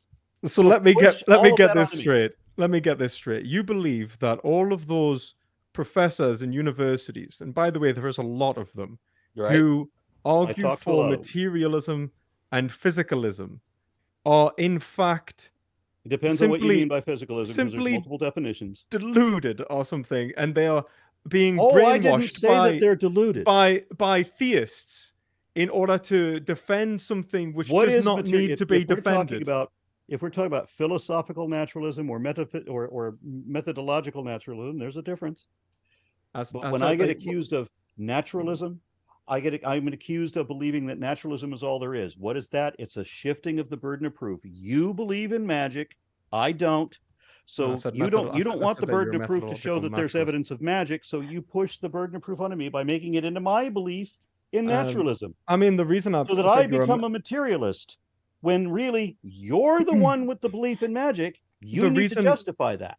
The reason I described you as a methodological naturalist, and I'm sorry if you're not, is I must have misunderstood you in your video Falsifying God with Tyler Vella, in which you described yourself as a methodological naturalist. I must have just misunderstood. I'm sorry. Methodological naturalism is a process that science has to use because the reason I explained earlier, you have to be able to show whether something is true or false in order to, if you're going to add to the sum of human information. Otherwise, if you just got baseless speculation and we can't know that if it's true or false, then it has no value in epistemology. Right. I mean, like that. I'm only just making that point. Like, I'm sorry if you're not, but that's fair enough. In terms of materialism, materialism's actually like a metaphysical doctrine which argues that that reality can be basically reduced to a set of principles which define matter. So for example, it's what is it? Charge, mass, and what is it? It's charge, mass, and I can't remember the third one. So that basically all truth can be reduced to these principles. That's the doctrine of physicalism and materialism. Okay, it's well, all reducible to a doctrine. I accept that the physical universe exists. Well, I accept that the physical universe exists. That doesn't make us a physicalist. We both accept that a physical universe exists. Yeah. You want to posit a magical, supernatural, alternative universe on top of that, which I do not assume. I think it's okay. And for the reason that I do not assume that, then I am falsely accused of having a belief in not magic, rather than not believing in magic. No, that's not the issue. The issue is whether there is something external, whether everything is reducible to these. So I don't need to prove that there's not magic. You need to show that there is magic. Look, for example, materialism come from, like, essentially, like, if we look at the foundation of materialism in, let's say, the 16th century, right? Like, or like the 15th, 16th Am I a materialist? Century. I'm trying to work that out. Okay, so I don't assume magic. So I don't believe in magic. It's not that I have a belief in not magic. It's that I don't have a belief that there is magic. So right. You do assume you explain the facts supporting magic, and then we'll specify when you verify that magic exists. When you give evidence that magic exists, then you can identify a certain type of magic, being God. And then when you verify that that exists, well, now we can identify which type of God, and then you can start getting into Christianity.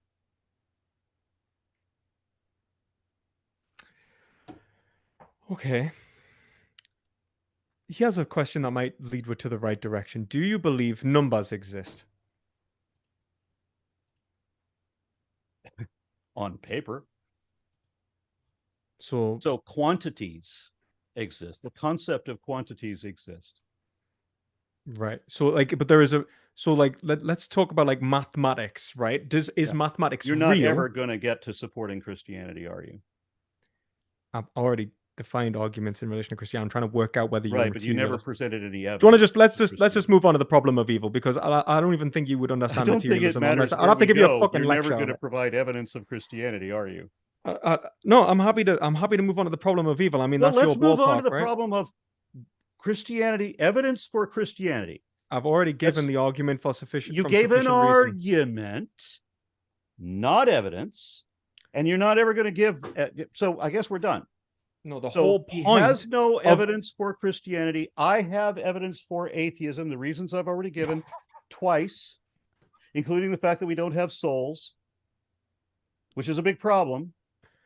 Because if there's no souls, so there's no afterlife, and God becomes moot at that point. At least the Christian version of God, and he's arguing for Christianity. What is a soul? Without evidence. What is a soul? Mind-body dualism, the idea, every religion, as I define religion, is the faith-based belief system that a supernatural essence of self somehow survives the death of the physical body to continue on in some other form.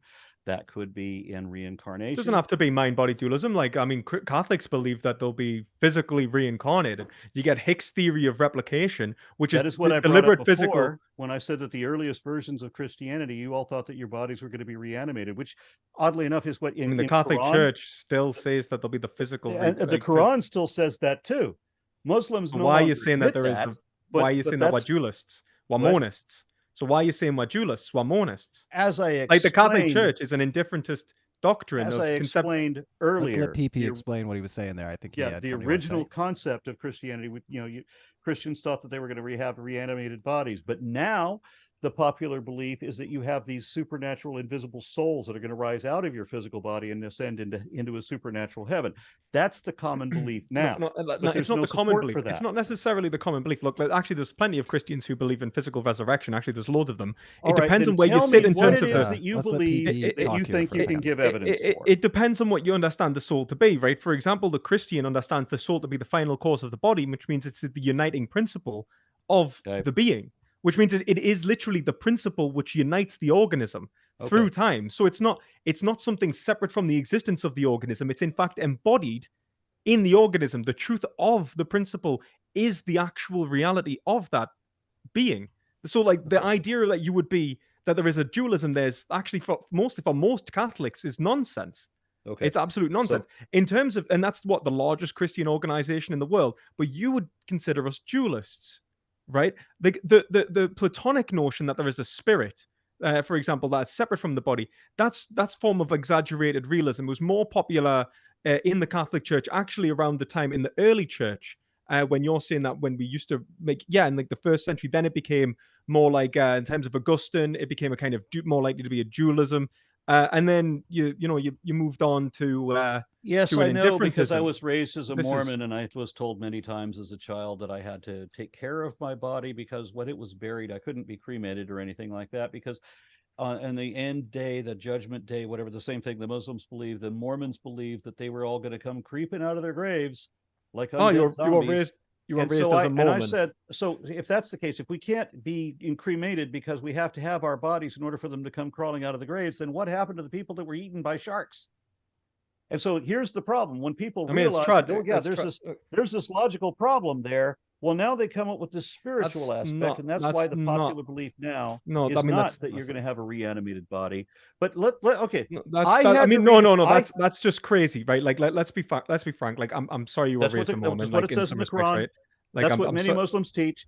That's what Christianity taught. Right. Like, look, I'm very sorry that you're raised a Mormon, but and I'm very sorry that there are people. I'm not just talking about Mormons. I'm talking about the undead saints doing the thriller in downtown Judea, just like it says in the Gospels. Look, okay? They used to believe this. Like, so, I'm not saying like I had to define. I think what in terms I had to correct your misdefinition of atheism at the beginning of this. So why don't you explain to me what it is that what Christianity is? So we can figure out who is a Christian and who is not, and what it is that you think you can provide evidence for, because you're running out of time. You need to provide some evidence. I did actually I have provided evidence too. I did actually tell you what Christianity was. No, you did not. I have. You used arguments instead of evidence. You used logical fallacies, circular reasoning. You haven't produced a fact, despite being directly challenged to do so numerous times. All right, we're going to let Perspective express his thoughts here. I hope you're all having fun. I know it's a very lively discussion that we're having this evening. So if you're enjoying yourself, hit that like button, won't you? We got about 10 minutes left of open discussion. We're going to go into that Q&A.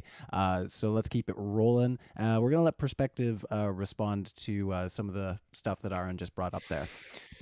Oh, right. So one, arguments can be evidence if it is. So a deductive argument for something provides the necessity of something's truth. So for example, if I was to argue use different that all definitions, bachelors, different definitions, then you can use arguments as evidence. He said one second. Let me finish. If for example, if I was to argue, if someone was to ask, is a bachelor an unmarried man? And then I was to present a syllogistic argument demonstrating the necessity of a bachelor being an unmarried man, that would be evidence for a bachelor being an unmarried man. Do you understand that? That so like an argument is the fact would be the definition itself would be the fact, so that it would fit my definition. You would have a fact we can both show to be true, that being the definition of the word, and that would be the fact in evidence. So it adheres to my definition. Can you have a fact without evidence? What? Can you have a fact without evidence? Yes. If the same fact would be true in both mutually exclusive conditions, then it is just a fact. It doesn't become evidence until it indicates one or eliminates another. Wait a minute. You can have a fact. So what do you think a fact is? A fact is a point of objectively verifiable data, as I told you before. So I would say that a fact is a thing known or proved to be true. Which is exactly what I just said in different words. So if a fact is a thing which is known or proven to be true, by both of us. So Then it's not then just a claim how that you is it? make that How I have can to a fact believe. exist without We can both verify it. How can a fact exist without evidence? A fact, evidence Well, is a something body could of be facts. true. Something could I'll be second that true. perspective. You just asked Right. a question. Right. Evidence is made of facts. So you can have a fact that does not indicate one position or eliminate another, and in which case it's just a fact. I just explained this, but I'll be happy to go over it again. Fact doesn't become evidence until it points to one or dismisses the other one. I think we're talking past each other in some respects, because I think what you're taking to be a fact is literally just something being true. I think that's exactly what you just defined a fact to be. I was more specific, but A I'm fact happy is something to take which is your general known to term be true. because we did just say the same thing, even though you don't understand that. No, you see, the reason that I'm saying that, I think that there is this. I'm not saying. See, I'm not understanding. I was trying to be nice by saying I think we're talking past each other, but whatever. We are. I understand why we are. I said a fact is something that is objectively verifiable, and you said a fact is something that is known to be true. Those two statements both mean the same thing. There's a difference between something being verifiable and something being verified. Known to be true. So you know this thing to be So true. verified. I can verify it. And now I know it to be true too. Yes. I can look it up. If you say that this is the definition of a bachelor, for example, I can pick out my dictionary, look it up, and like, oh, well, look at that. It's a fact. That's how it's defined. There we go. A fact, look, if a fact is a thing which is like a fact, you're saying is something which can be verified. That's what you said, right?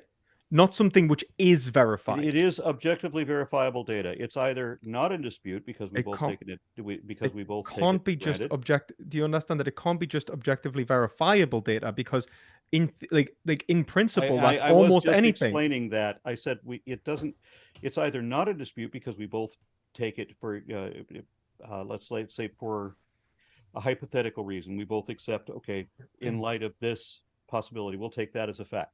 It can be a hypothetical, or it's not a dispute, or it's indisputable because we can verify it, or as you put it, it's known to be true. We're both saying the same thing. If we are saying the same, the only difference is that where you say that something is known to be true, I'm saying it has to be known to be true by both of us. And if it's only known to one of us, the other one can look it up. I agree. And the way you would prove a fact is with evidence, with justification. No, you don't prove a fact with evidence. You don't prove a fact. Becomes the evidence if it's indicative of one position or eliminates another. If a fact is a truth, and if a fact is a known truth, what we can show to be true. How do you know the truth? Why do you ask questions right after they've been answered? The truth is what the facts are, what we can show to be true. Do you understand that? So look, because that matches exactly what you just said. No, it doesn't. The difference is I'm saying a fact is something which is verified, and you're saying it's known to be true. I said the truth is what the facts are. How is that not the same thing? We can't say that something is the truth if we don't know that it's the truth, right? Because if we can't show the truth of it, if we don't know that it's true, because that in itself would be a lie to say something is true when we don't know. How do we show something is? Are we in Menel's paradox? Right? How do we know the truth of something without knowing it's true? I did just give you a number of. That's Menel's paradox, and I would say that would be a partial. We know a partial. I gave you a couple of hypotheticals. If you give me a word that I've never heard and you say this is what it means and I don't know that, it's known, but it's only known by you. Okay, let's give an example. Let's try and work this out. Now it's known by me too, right? Let's give an example. Let's try and work this out. So let's say it's a fact okay. So for something to be a fact, it would have to be known to be true. Let's say that fact is that it's raining outside, right? So the proposition, it is raining outside, is true, and it is a fact. In order to establish that fact, we've had to give evidence, right? Would you agree? Yes, in that context, sure. Then it becomes a claim, and now you need evidence of the claim. Okay, so how could evidence be a fact if facts require evidence? because the reason I have repeatedly explained to you, evidence is a body of facts. So how, if evidence is a body, okay, I'm happy to say that facts can be used as evidence once they've been proven to be true, but you're going to have a problem if all facts require other facts.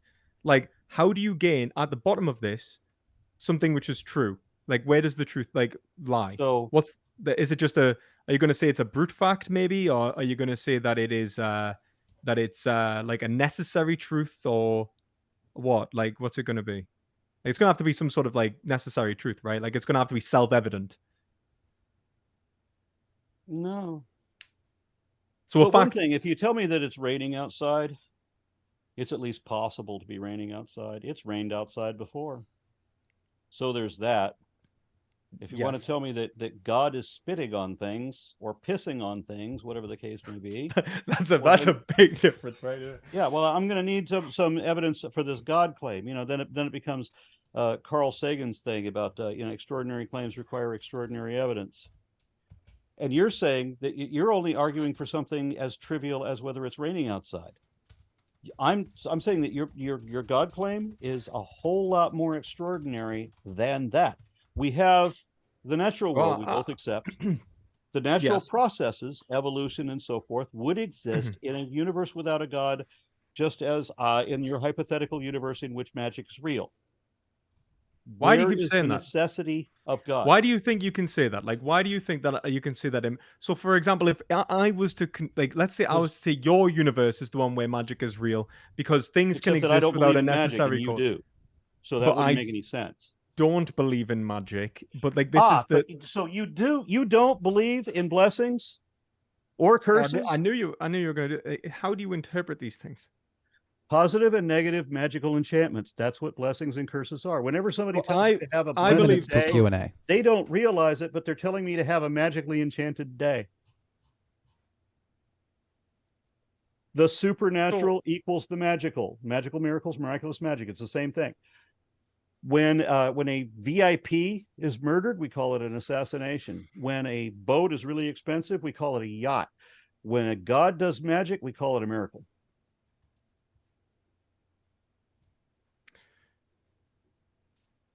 So I'm just going to ask. We'll try and make this easy. So, how give us a definition for magic? Let's go that route. Why not? All right, it's essentially the same as the definition of miracle. I've already compared a bunch of different dictionaries for the definitions of miracle and magic. You can't just say that the definition of miracle is the same as the definition of magic. You have to give us the definitions and show us that they're the same, man. If I could complete the sentence, I did in my book do a comparison, a bunch of different dictionaries, and then go outside of the dictionaries to give other commentary from other sources that also show that the consistency that a miracle is essentially magic. They are the supernatural. If you believe in the miracles magic bowl is the evocation of supernatural powers or entities to control or forecast natural events in ways that are inexplicable by science because they defy the laws of physics. They don't have to. You can have a miracle. You can have an explanation of miracles which is necessarily natural. And in fact, like, for example, it wouldn't be a miracle. It would be. It's just that you're using the Humean definition of a miracle, which is not necessary. Okay, you're taking a miracle to be that which is so now necessary. we have to redefine what a miracle is. You redefined what atheism is. You redefined what Christianity I'm not redefining it. I mean, this is a debate. I mean, this is like whether like the miracles are the events. How we describe the events and when we give them the term is essentially what. So, for example, someone might say like a train like stops. Let's say every time there's going to be a train, like a train is going to hit a child, right? And every time, right, without fail, the child steps on the track, the train stops. Every time that happens, it could have a natural explanation, right? Which would mean it's not a miracle. But what we're describing is the event and the occurrence, so it would be. Except that it wouldn't be by definition. No, because that's what the definition is coming from in an attempt to define the phenomena which we are According observing. to Webster's, a miracle is literally a wonder or wonderful thing, but appropriately in theology, an event or effect contrary to the established constitution and course of things, a deviation from the known laws of nature, a supernatural event. Miracles can be wrought only by almighty power. We'll give it Same 1 minute. dictionary says that for magic questions. is the art or science of putting into action the power of spirits, or the science of producing wonderful effects by the aid of superhuman beings or departed spirits, sorcery, enchantment, and so forth. I've got a half a dozen other dictionaries that we could source if we really want to take this route, but I think you're running out of time to give evidence for Christianity, which you haven't even gave defined evidence. yet. You couldn't even give evidence against. You couldn't give it. I did spend a good 20 minutes explaining evidence against the various claims of different religions, and specifically those of Christianity. I didn't get into a lot of depth in it. All that you've said is that it's magic, that other religions exist. That is not all I said. I could be a perennialist. I said that all of the claims are contradictory. They're logically contradictory. They're morally contradictory. I will just say, look. based on All right, we're going to move into Q&A, You guys. didn't describe any contradiction. We'll let PP wrap up and we'll move to Q&A there. You didn't describe a single contradiction, and not only that, I did. One of them was when I said that God was eternally merciful, but he's going to punish us forever mercilessly. That's a contradiction. It came in a long list of contradictions. I'm surprised you missed it. There were so many of them. All right. We'll let PP respond. We're going to move to Q&A, guys. Sorry, PP. To be clear, to demonstrate a contradiction, you have to provide an argument, evidence of that contradiction. You can't just assert it to be the case. I did just do that. Do I need to repeat it again? How many times do I have to repeat things for you? All right, let's move into the Q&A, guys, because it looks like we may have hit the wall. I think everybody has the wall when it comes to having a conversation, and we may have just gotten there. So let's move into the Q&A and see if we can stir the pot on some conversation here. We are going to have to keep the super chats. Always my best part of any debate. Well, we're going to have to keep the super chats, I think, to 1 minute apiece on the responses, if I'm correct about the time that we have here. Out of respect for our speakers. So definitely hit the like button. And once again, our speakers are both going to be linked in the description. But most importantly, the most important thing to remind you is our live in-person event that's coming up. It's going to be epic. That's September 16th in Texas. So right now we have a crowdfund for that. The goal is to get 1,500. We're only at 5% right now. So, if you guys can give us some support, that'd be awesome. If you want to buy tickets to the event, those are in our description as well. Let's get into the super chats, everybody, and thank you so much for being here, and we appreciate our speakers for this lively exchange. Manga Fan Dan, $5. I often hear Christians say the empty tomb is evidence of the resurrection. Couldn't it also be evidence that Jesus never existed in the first place? 1 minute on the clock. Yeah, I mean, obviously, just contextually within the story, no matter how you interpret the story, for it to be an empty tomb in relation to what's going on would be in reference to the fact that the story has coherence, right? So it's a part of the narrative. So you can't really go, oh, well, that part of the narrative disproves the rest of the narrative because it only has meaning in the narrativistic whole. So no matter how you it's evident. We just said evidence against him never existing. The whole point of what I'm saying is that no matter how you interpret the Gospels, the narrativistic structure means that it would only have reference if you for example, if you were to say Jesus never existed, then there'll be no reason to call it Jesus's tomb. You no reason to say that this tomb would have any relevance, whether it would be any evidence or have significance towards the existence of Jesus, regardless of how you interpret it. So clearly. All right. Well, there are a number of other alternate explanations. I like one that Bob Price gave, where he was talking about how, and it's interesting the way that Bob Price wrote about Matthias. I can't remember the name now. Josephus. I forget his Jewish name, but it sounds very much like Joseph of Arimathea. Joseph Mar Matthias. When you read Josephus, and there's this passage where he takes his friends down off the crosses, and you read that in comparison with Luke, it looks like they're telling the same story from two different perspectives, at least the way that Price presents it. And I thought that was interesting. So when there is a tomb that is empty, is it because Josephus or Joseph of Arimathea took somebody down and either it didn't go where it was supposed to, or in the Roman tradition, they didn't take people down at all, and this is just confusing one story with another, events that never actually happened concordantly, or any number of other explanations, so that the fact that there's a tomb that doesn't have this Jesus character in it doesn't indicate that there was a Jesus character. I just want to point out that, like, no matter how we look at it, like in terms of what you're talking about there is like is hermeneutics. How you interpret, like, for example, as I said before, I could be a perennialist, which means I could see that there is truth in all these different religions and yet affirm Christianity to be more true. Not because I the wish you'd said that stories earlier. are not because the stories are necessarily talking about the same, like talking about the same specific narrative, but because all the narratives are describing the same spiritual truth in different ways. I'm going to ask you a question that you will not answer. And Well, I'm not. Okay. the reason that you won't answer it is because I'm not sure what the reason is that you won't answer, because believers never do.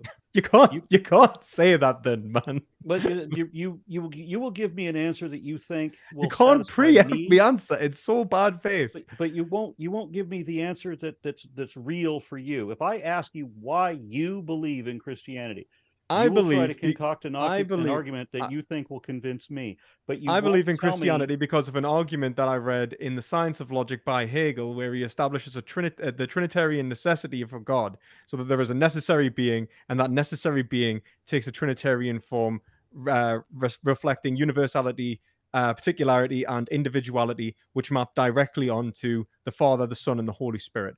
That's why I'm a Christian. All right, I want to inject right here, guys. And I don't believe that for a minute. But would you please find some way to get that? So why did you even ask? I would like to read that argument. Yeah. Check out the Hegel Science of Logic. I suggest checking out the Lesser Logic because it's more sort of friendly. And then if you go to, it is. I mean, I can send you it specifically if you'd like that.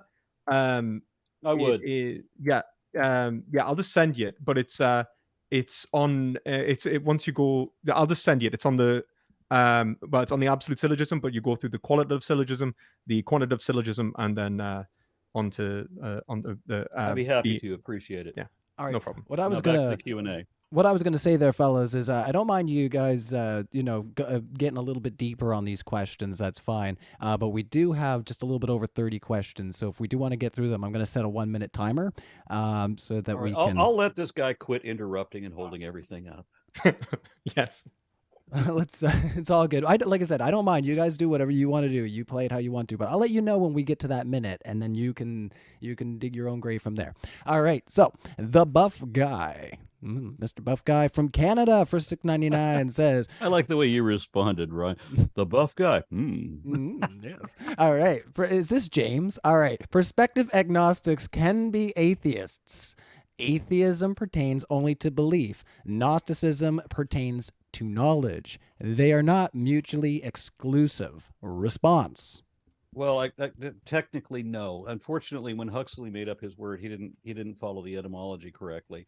He was trying to counter some of the people that he found annoying in his day. Gnosticism, it doesn't mean that. Gnosticism is a word that is a name of a religious group, and so it doesn't work the juxtaposition the way that he implied it. But I mean, Gnostics, are actually based off the whole point of Gnosis. Like, it's the relation to knowledge, though, right? The Gnostics. So, yeah. It's sort of like almost a mini cult based off what seems to be sort of a combination of various philosophers, especially inspired by Plato, from what I remember with the Gnostics. James Lindsay, unfortunately, tries to accuse Hegel of being one, and he absolutely isn't, in case anyone's wondering. But the reason I would basically say that 10 seconds that agnosticism is incompatible with atheism is that if atheism is a belief that God does not exist, then except that it isn't. that any belief is to affirm the truth of a proposition. If you're to affirm the truth of a proposition, that means that you either can or do have knowledge of it, because you have to say that it is true, or that it essentially that you can hold it to be true, which means you would have knowledge of it. Past time there, but you can keep going if you'd like. No, it's okay. It's okay. Yeah, the definition of atheism that I use is the one, as I said, that was established in the 1700s, 1600s by Matthias Knudsen and. Atheism was established in terms of a doctrine in the pre-Socratic era. Except that no, it wasn't. Atheism was described by the father of atheism, which was Baron d'Holbroek in 1770. And Matthias Knudsen, his predecessor, both of them defined atheism as a lack of belief in gods. And it was popularly defined that way in the common usage before Huxley, through Huxley, and beyond Huxley, such that every atheist organization today uses the definition that atheism is one thing, a lack of belief in gods. Only philosophers would use the definition that atheism is a positive belief that there is no God. Why? Because Philosophers they need are something to argue about. no philosophers are the most pedantic and precise Exactly people what I you'll just said. ever the most pedantic and precise people you'll ever meet on earth. Yep. Just for the sake of it, if we're defining something a certain way in relation to other terms, there's a reason. Check it out. All right, we'll let I did Aron check close it this one out here. Any final thoughts on that, Aron, or you want to move on? I didn't hear the last bit. I just to check it out. Oh yeah, and I said I did check it out. I had an argument with a self-styled philosopher on this very point when I brought up that before Huxley invented this word, we already had this definition that said it was a disbelief in God. And the guy said, "Well, but disbelief in philosophy means that a belief in the not." I'm like, "Yeah, but this is Webster's dictionary, and we can look up disbelief, and it says the refusal to assent belief, or the denial of belief, a rejection of belief, not the rejection of the claim." Which is why Stanford gives the polysemous definition, says that both definitions are correct, but that the definition that atheism is a positive belief that there is no God is a philosophical definition, not the mainstream definition that was the previous one and the consistent one in use of by all atheist organizations. All right, this next one coming in from Pointless Poppy for you, Perspective Philosophy. What do we know about the 500 Jesus appeared to? Like, sorry, what was that? What do I know about the 500? Yeah, so the 500 witnesses of Jesus. So that would be, what do we know? Oh, sorry, I got to scroll back up. I'll give you the exact wording that they had there. And thanks for being here again, Pointless Poppy, and hanging out in our live chat. So for $1.99, what do we know about the 500 Jesus appeared to? I don't know why you're exactly asking, like, about that. Like, what do we know of them? I think they're saying, like, do we know the individuals or the individual 500s? Do we? Like, do I have the birth certificates? I don't know. It seems kind of silly on the point there, but yeah, you can answer that however it it's rings kind to of you. like when Donald Trump says that many people say this, and it really means that only he believes that, and nobody ever actually said that. I mean, look, we can agree that on Donald Trump, I think he's a wanker, right? Like, if that helps, right? Like, I think the guy's an absolute twat. Like, if that helps, but I don't know how to answer it because I don't know what's being asked. Like, I get it that it's like, are you asking for their names and like are you saying, like, how would we know it? Like, or how would we know, like, specific information of it? Are you saying, like, in terms of how we interpret the relationship theologically? I don't know. Like, are you? I'm sorry. I just don't know how to answer it. I'm sorry. That's no problem at all. Let's move on. I think the question is asking for this. There is a claim that there were 500 witnesses, but we don't have affidavits or names for any of these 500. Yeah, but that's what I'm saying. Like, are you saying, like, are you asking, like, how would we attempt to prove, like, a historical fact in relation to these witnesses? Exactly. Well, I think that so if that's the claim, like, that's fine. If that's what it's asking, then I think there's two things. I think there is, like, obviously you'd just use you'd have to go through contemporary historical methodology, like, in terms of biblical scholarship and historical methodology, which is, it's going to be difficult, I guess, but not necessarily in principally impossible. If we don't have evidence, that doesn't mean that they didn't exist. It just means we don't have evidence. In terms of in terms of the theological significance and how we interpret that, I think that can be a separate question anyway, because then we're referencing really, like, what is being proposed here? What is it evidence of? Why is it evidence? Is it legitimate evidence? These are, like, different questions. And you might say yes, you might say no. It's illegitimate evidence. It's not legitimate evidence. And I think that, like, is it historical evidence? Is it referencing a specific relation to the narrative structure itself? I don't think that. I think that's the kind of conversation that could also be built around it. So yeah, I don't know what to tell you other than like the way you gain knowledge of it is either through like history or philosophy, right? Like, All right, let's move on from there. Actually, a friend of mine had made a funny point about the Old Testament, speaking of the Donald Trump thing, which was Egypt's not sending their finest. Anyways, I got a good little chuckle out of that. Anyways, Michael the Canadian Atheist for $5. Can we please, for the love of humanity, get some evidence for Christianity? Please present your case.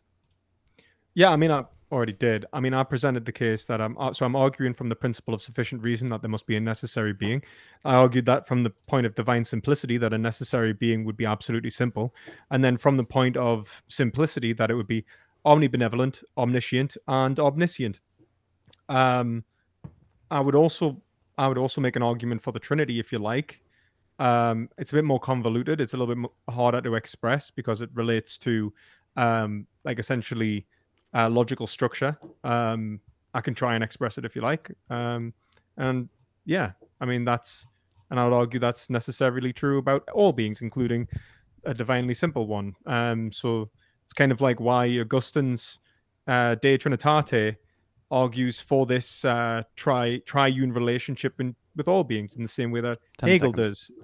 So yeah, I mean, I have presented arguments for Christianity. Yeah, but they asked for evidence. All right, we're just gonna. If you want to close us out 15 seconds there, just on that thought. Okay, yeah. So like evidence is essentially demonstrable justification, and an argument is essentially a justification. So yeah, like in order to gain a fact, you actually need to provide evidence for it. You can't just essentially go, "Oh, look, a fact." I don't bump into facts in the street. But like I might bump into things that actually exist, like truths. So yeah, there's a distinction there. All right. I do bump into facts in the streets, and I can verify that the things that I say, if I call for evidence or something, I can show that it's definitely a fact. I don't know why you won't. 15 seconds there, perspective to close out on that thought, or do you want to move on? It's all right. Don't worry about it, man. All right, Big Bad Mama coming in for $5. Thanks for being here, Big Bad Mama. PP studies show that about 4 in 10 U.S. atheists, 43%, have college degrees compared with 27% of the general public. Why the disparity? I think in contemporary society, I think actually I was watching Inspiring Philosophy's debate with Aron Ra actually like recently. I thought that was a really good debate. And I think Inspiring Philosophy is actually a really great channel. You should definitely check them out if you haven't already.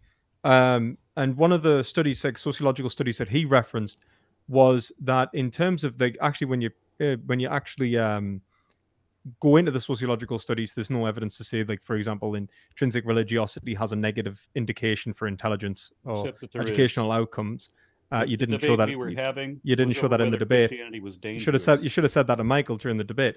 But I hadn't read the study. I didn't know he was going to change the debate.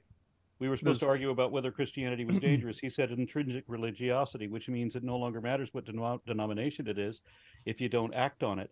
But then it's still just as dangerous if you act on it, which means intrinsic religiosity is dangerous in the same sense that having a gun in the house is dangerous. If nobody touches it, then you can claim that it's not dangerous. But what if somebody touches it? No, I don't think that's what he was saying at all. Actually, I think he even countered your point of saying. I looked up the study on intrinsic religiosity that showed that even that reduces a child's ability to distinguish fact from fiction. So even that is dangerous. So it doesn't matter. But that wasn't the debate we were having. All right, this question was for PP, so we'll let him close it out.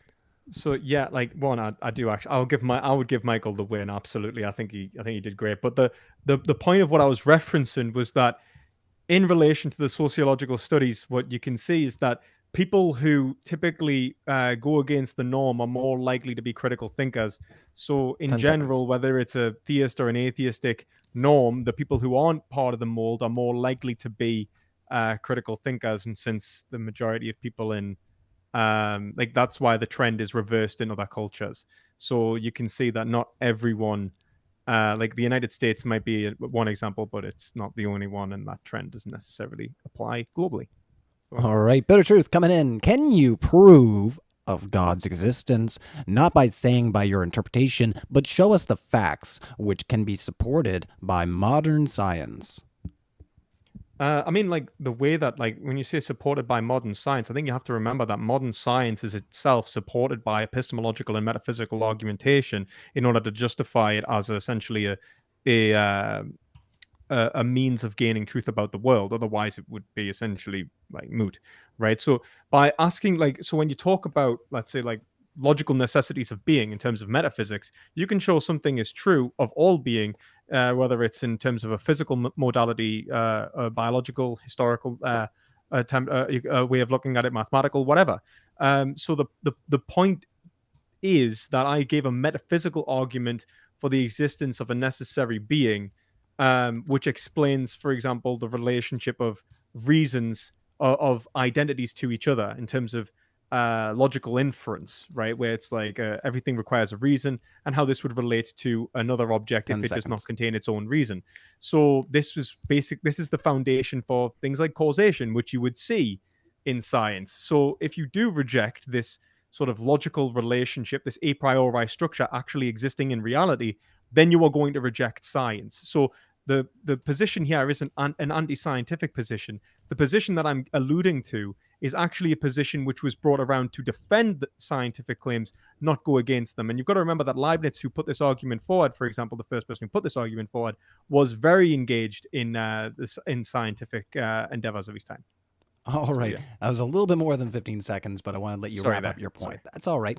Jesse Burris for $5. Perspective philosophy. How is any argument based on supernatural occurrences logical if we can't even confirm anything supernatural is even possible? Why would you think that you couldn't confirm something as supernatural as impossible? Like, Nobody's for example, done like you can show that nature is unable to account for itself, for example, which poses essentially a reason which exists external to nature, and you could gain that from reasoning from effect to cause. So, like, the whole point of a cosmological argument, as put forth by someone like Thomas Aquinas, or the principle of sufficient reason that's put forth by someone like Leibniz, is to show that there is a logical necessity which nature conforms to, which allows for us to account for scientific truths and all other truths, and that when we get down to the bottom of it, we actually have to posit a supernatural cause for it to make sense. And I would argue that is a god. And even when we talk supernatural, I think it's important to say that this is something that is greater than nature, not necessarily absolutely torn away from it. And I suggest checking out a panentheistic conception of God. So yeah. As some have noted in the comments, yeah, that was a God of the gaps argument. Nature has not been unable to account for itself, but that is the argument, that whatever, if you don't know the explanation, the scientific explanation, well, then you assume magic, you assume God. I mean, it's actually logical inference. The whole thing is actually a logical inference towards a necessary being. So it's an illogical inference to imagine the magic invisible man. Right. I mean, like, you didn't show why the principle of sufficient reason was wrong, and why a necessary being wouldn't be God, and I did so why it wouldn't be necessary. Whatever. You were you didn't to show that it was supposed to be a god. If there was a necessary being, you should have shown that it was that it would be a god. I mean, I did. One second, my perspective. Necessary being. You just made a circular argument wherein you assumed that there was a necessary being to explain a thing that didn't need an explanation. The best that you did was essentially assert that this necessary being could be like Spinoza's conception of God. There should be a necessary being. Failed to make your point. You failed to make your case. No, you said. Well, let perspective close this one out. Like, you either A, reject the principle of sufficient reason, or B, accept the principle of sufficient reason and provide an argument against the necessary being God. Well, you didn't to show do that either. There was a necessary being first. But I did, and then you tried to argue that it could be Spinoza's conception of God. I did not. It didn't matter. You failed to show that there is a necessary being. I simply pointed out that whether there was one or not, it wouldn't be your God, because you failed that part too. You were supposed to be arguing for Christianity. Instead, you started arguing for theism. You started trying to use this other argument, which you failed to do. I was arguing against atheism. All you did was a circular argument. I argued against atheism. I argued against atheism, which you didn't define correctly. And so what you were supposed to be able to do, if Sure. you're using the correct definition, you're supposed to be arguing for Christianity. You were supposed to be presenting evidence. Look, even for if Christianity. even if you believe that I didn't define it correctly, you've accepted that you yourself are a strong, quote unquote, strong atheist, and Yep. so it would apply to you anyway. So I don't know. Yeah, You didn't define it correctly, so it does the burden of proof by like, giving the But evidence. you for didn't meet the atheism. burden of proof, and I did take I your position did apart. provide several facts and evidence for atheism. We If are you're still so waiting for the confident in that, first if you're fact so and confident evidence in from that, you why for is your Christianity. argument against me A logical saying that fallacy. you 1 second didn't there. define A logical atheism? fallacy is an argument, an erroneous argument, and arguments are not evidence. I know that you want to redefine arguments as evidence, but even if that were the case, give evidence. erroneous arguments, Let's let Aaron wrap up, fallacious and then we'll hand it arguments over to you. still PP. are not evidence. Give Even if evidence without an arguments are argument. evidence, fallacies are not. Give evidence without presenting an argument. Prove something's true without an argument. Go on. I can name a fact. What would you like? What fact and evidence would you like? I went through a list of how we know, from various scientists and so forth that Adam and Eve are genetically impossible, that the scriptures are all wrong, that there's no support for mind-body dualism, that there's no support for anything supernatural at all, that we have evidence against the supernatural, that everything that was ever attributed to the supernatural has been found to be something else. All of these claims have been proven to be false. How many more facts do I need? How were they proven? Nothing. You gave a circular argument by your own assumptions. They were proven with arguments. They were proven with arguments because arguments are evidence. That I was able to show, you only gave arguments with no facts. All right, this has been a lively super chat. Let's let Perspective Philosophy, where this was for him and the next one is for Aron. We're going to let Perspective close out on this one.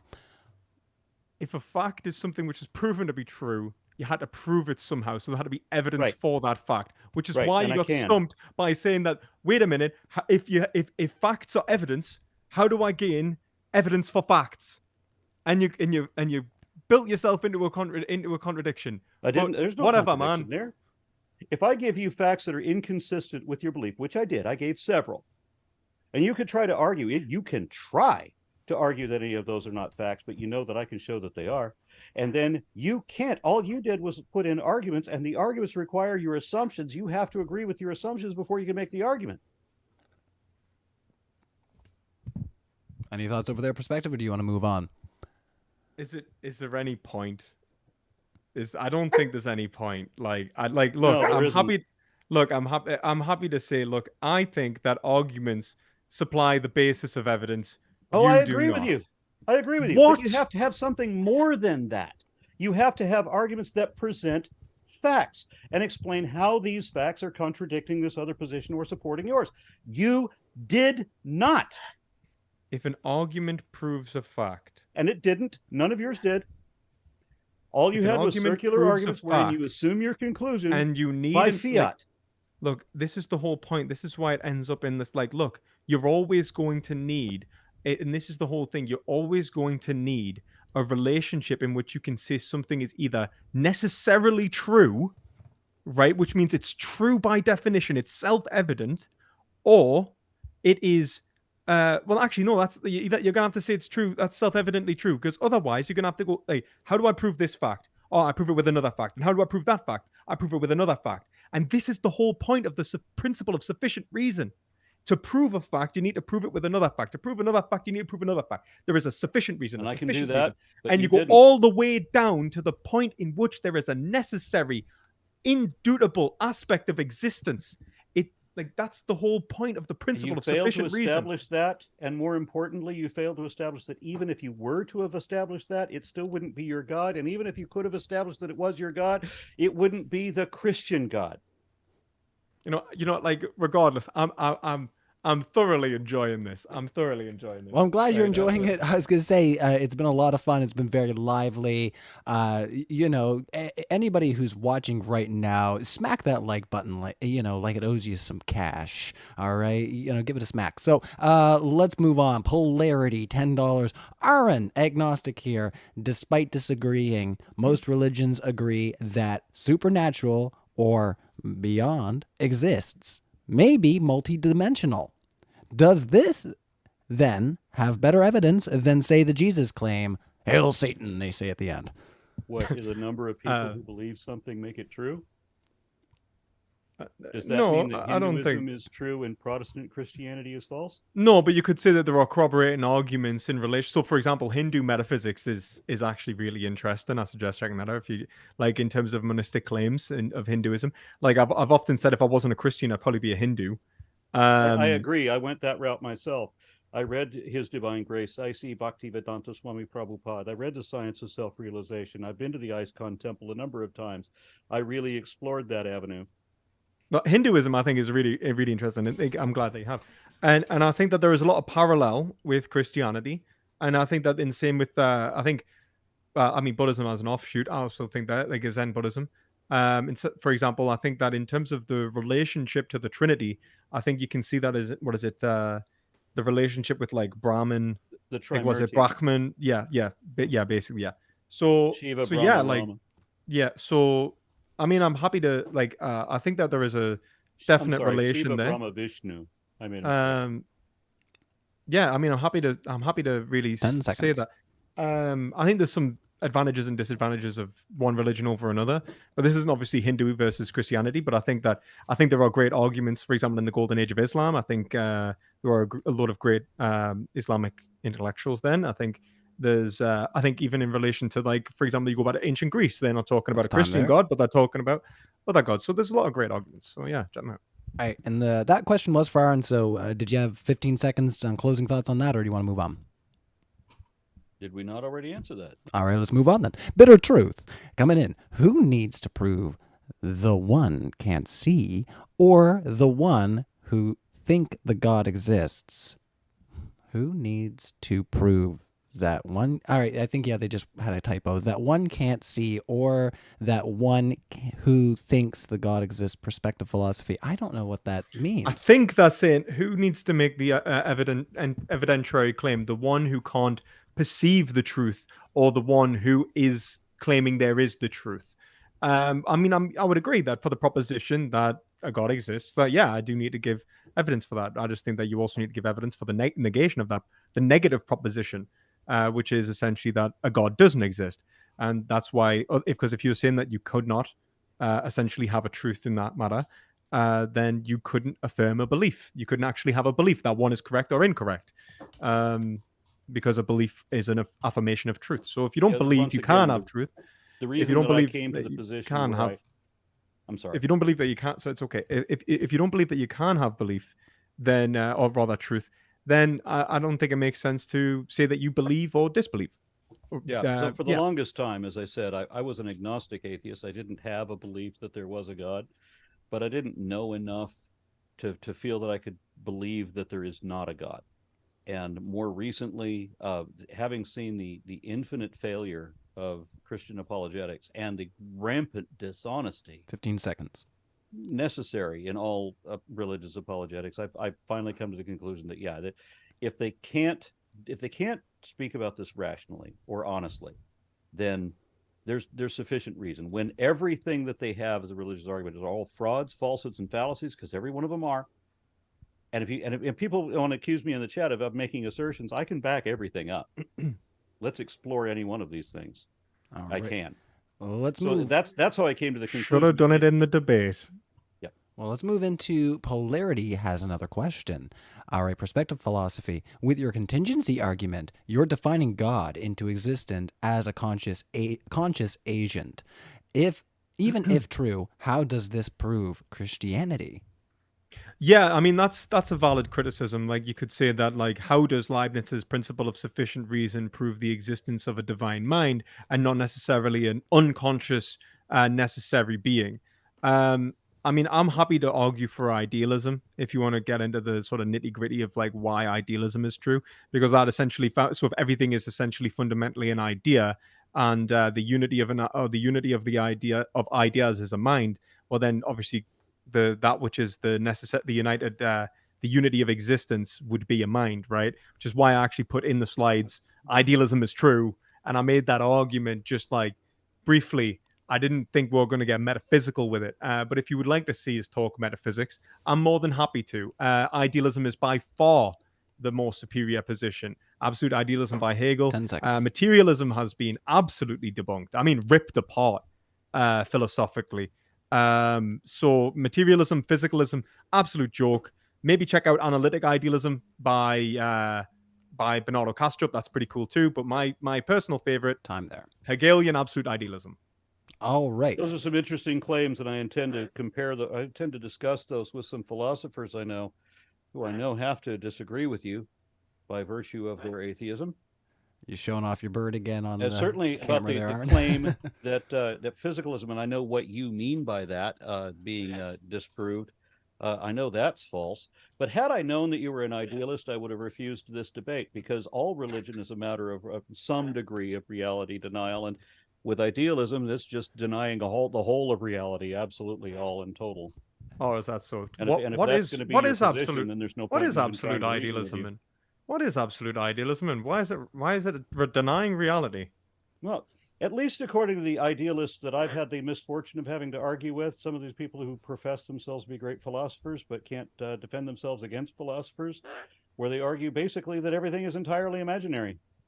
I don't think everything is The entirely imaginary. Matrix keeps coming up in comparisons. They all think they're fucking Neo.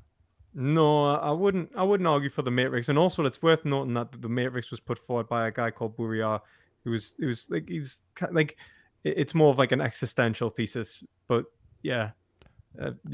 All right, let's move on to our next one. And for anybody who's listening to the podcast, there's literally a bird on Aron's hand right now. It was on his shoulder. So my jokes are not misplaced, I'll have you know.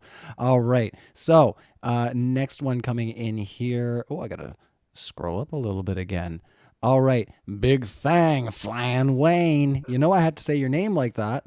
Assertions without evidence are bong water. Don't drink. Well, I'll answer that. I knew somebody who did that, because that's all fine here where I live. And it sounds absolutely disgusting. I've known someone drink bong water, to be fair. Like, yeah, I've known. It's like a Sorry, big thang flying rain. Well, let's not expound too much on that, but that nasty, don't do it. Big thang flying Wayne coming in again. I need perspective philosophy to define steel man, and then steel man atheism. Okay, so I would say to present the strongest interpretation of an argument from which you would I'd say. I think that's fair enough. Then or position, steel man of atheism. I mean, atheism isn't necessarily an argument, but like obviously it is a conclusion. So like, you can't really steel man atheism. I'd say the greatest. If you want to know what I think is the best argument for atheism, The failure don't of every think argument for theism? there's no specific argument that I find convincing at all for atheism, specifically in terms of arguments for I think the best quote unquote atheistic doctrine you could put forward would be, I don't know, maybe 10 seconds. I think maybe How can you have a doctrine in I don't believe you haven't made your case? All right, do you want to move on from there, fellas? It looks like we might have hit a wall there. So let's move on from there. Robert Wells coming in for 1999. Perspective philosophy. How do your arguments support only Christianity and not any other possible god, such as the great Juju at the bottom of the sea? I mean, like the whole point of it being like, for example, all of my arguments that I've thus presented would be applicable to, well, somewhat applicable to basically every conception of an Abrahamic God, because it's a necessary being. But something that is just a contingent being in existence, something like Zeus, something which is not perfect and it does not contain the reason for its own existence, would be unapplicable for the argument of sufficient reason. How do we determine whether something is perfect? It would be whether it contains the reason for its own existence. So if it has vanity, jealousy, vengeance, and wrath, then it's those being, half. I mean, like you just ignored what I said, so I don't know why. You mean you just ignored what I said and didn't engage with it? You just wanted to say like, this is how could you say the Christian God is imperfect? He has all of these bad things, and that like what like And doesn't meet the criteria that you just asserted for it either. But you didn't say that he does. You didn't explain how he wasn't a necessary being. You just said he is. You didn't like, explain how he was. You might as well have just said he is a I bad told you guy. the universe would Like- exist. The universe exists with or without a God. The natural processes exist, and they happen with or without a God. Show me how your God is necessary. You refused. The purpose of your debate. All right. We can move on from there, unless you want to close that one out where it was for you, perspective.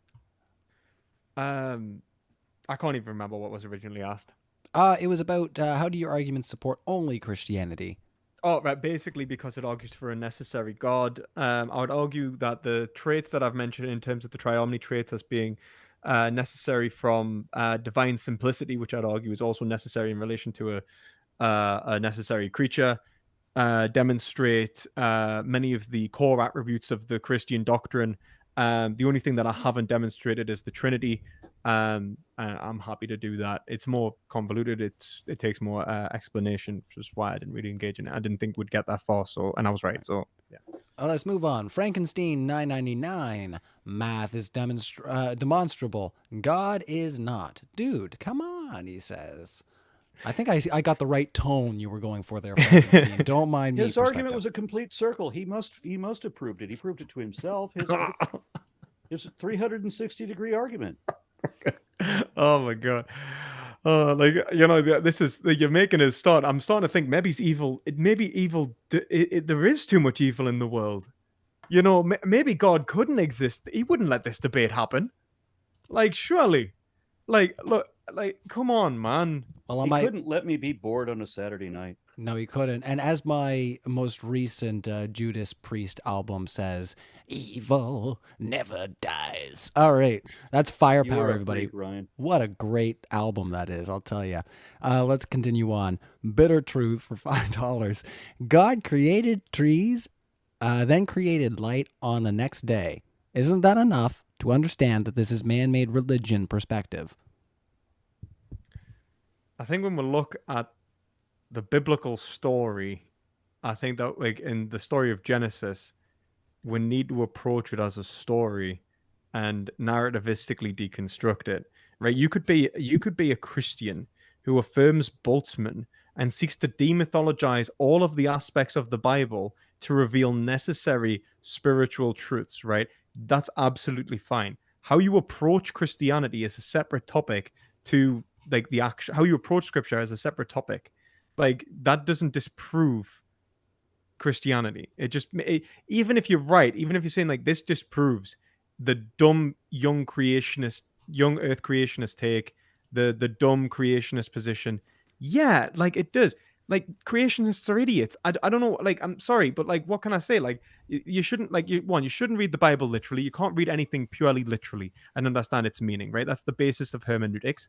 And clearly, it requires you to reject all of your other natural reasoning about the natural world. That's absurd. Nice if we could have a meaningful conversation about this, because for some reason, you find some appeal to Christianity, which I just find just abhorrent at every level. So, how do you justify? I mean, if you're not going to provide evidence of Christianity, then give me some reason to believe, however you interpret that without the original sin and without any justification at all, that this God is going to punish us mercilessly forever if we don't believe improbable claims from questionable sources on insufficient evidence. Explain that. The last part there was a bit of a sort of jump, but we're supposed to believe this first century faith healer who was an obvious liar. No, I'm not. I'm not supposed to believe him, or we'll be damned to hell. You look one, that's not necessarily the case, right? Look, for example, if we see the doctrine, so for example, the Catechism of the Catholic Church, the Catechism of the Catholic Church affirms was it the Second Vatican Council, I think, affirmed that people of different faiths, that God has a plan of salvation for people of different faiths or non-belief. Loads of Christians make that point, that God doesn't just send people to hell for not believing. In relation to what hell actually is, does God actually send you there? A lot of people is actually imaginary. If we're going to talk about what hell actually is, it's not real. Right. And if there was a God, there wouldn't be a hell. Man. And then when I try to answer it, you're like, yeah, but hell doesn't exist. Come on. I'm You're like, sorry. Let's just try to be rational about this. So you're gonna justify how this God I'm is gonna already punish in us hell. forever for not believing something, and you're gonna try to defend hell.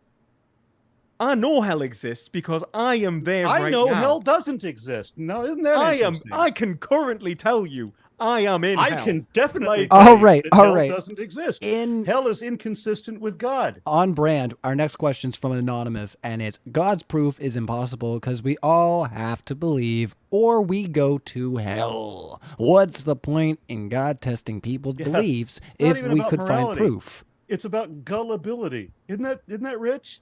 Was that for me or was that? That was a question from anonymous. So God's proof is impossible because we all have to believe or we all go to hell. What is the point in God testing people's belief if we could find proof?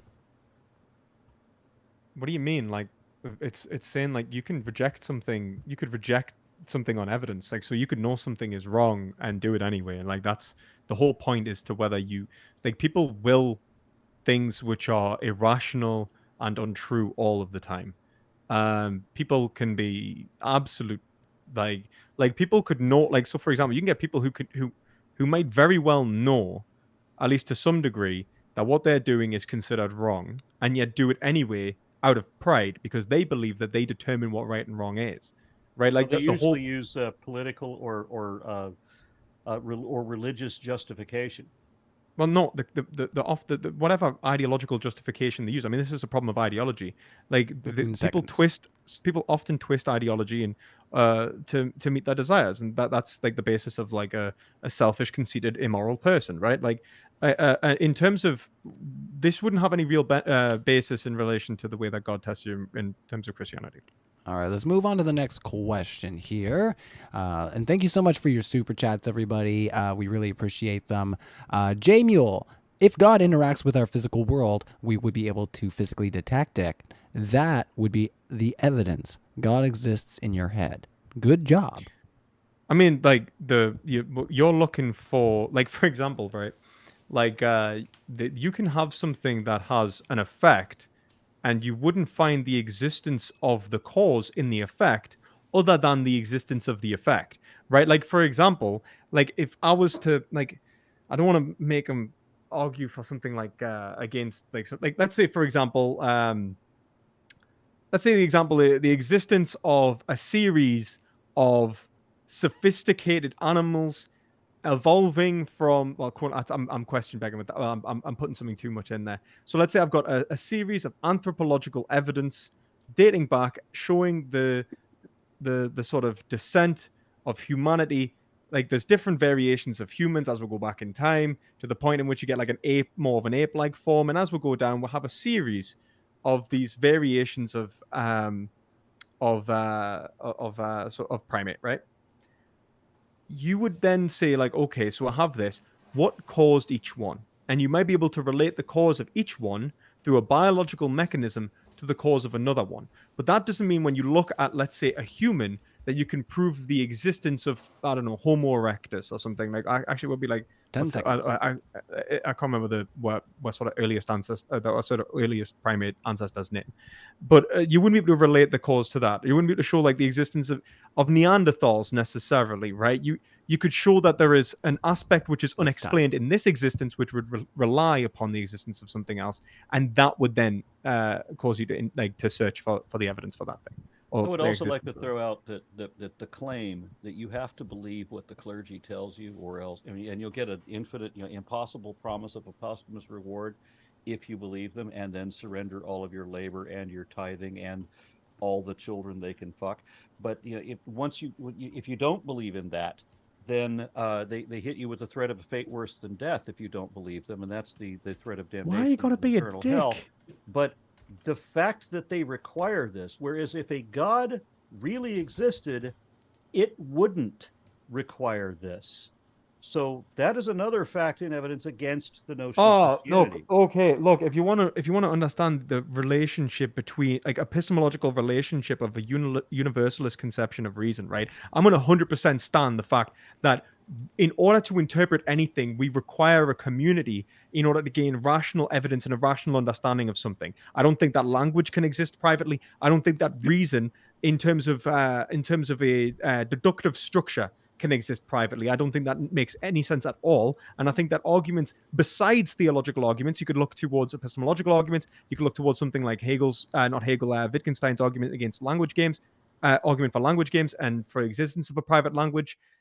You can show why there needs to be a community based around these things. What we call the Catholic Church is essentially one of the community that's based around the interpretation of Scripture in relation to essentially a form of hermeneutics, which is essentially the study of interpretation. So, like, the reason we engage in it is to be rational. You want us to be more like the fucking presuppositionalist, dogmatist, young Earth creationists, so your arguments actually make fucking sense. But they don't make sense. I really thought you'd get that better. I mean, let's let Aron close this one out, my since we do position have a number of times, but I really would have thought you'd have done better on that one, and you messed it up completely. All right, I was going to let Aron close that one out. I don't know why. Look, I'm just going to say, I don't know why you got to be such a dick as well. No, right? we're like, not. Sorry, perspective. No. I don't want to be. But you really did. Look, You got if you're calling the Catholic Church, Obviously, in terms of calling the Catholic Church, the men who are selling the lie to get their career so that they don't have to get real jobs and they can take all your money. You're on mute. They have a lie that you have to believe, and they have to come up with a punishment if you don't believe them. If a God really existed, it wouldn't care whether you believe in it or not, and it wouldn't damn you. All right. Sorry, perspective. I put you on mute because we need to move on to the next question here.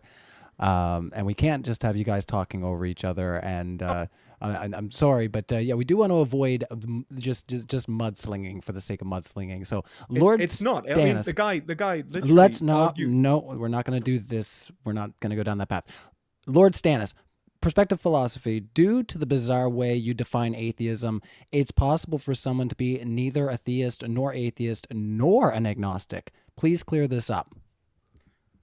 Can I just ask one thing about the moderation? I just don't understand how he can say something horrific that would be horrifically offensive to a Christian to their face and that be acceptable, but I say something that's offensive to his face about his behavior and that's unacceptable. I think that's ridiculous. Say what you like. Say what you like about. I just think, like, if you're going to be he didn't say perspective philosophy. You are, he's making a broad he called statement. priests child rapists. He said that the Catholic Church requires he said the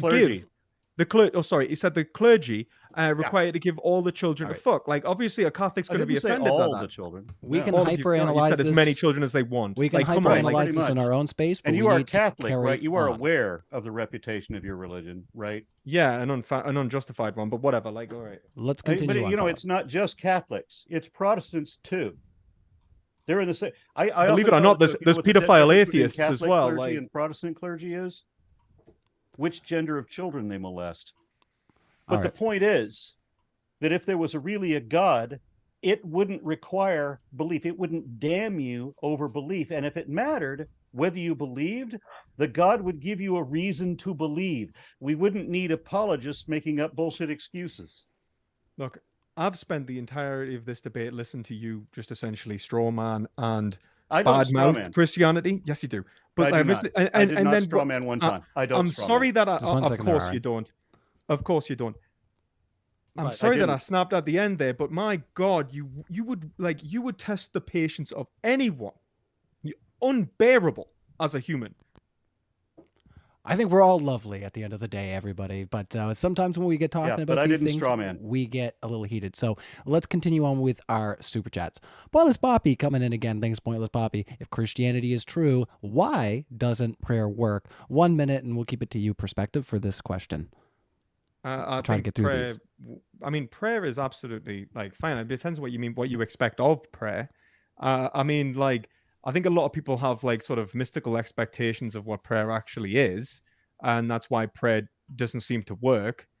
They expect that God is going to come down from heaven and personally make sure that they pass their math test or something. And I think that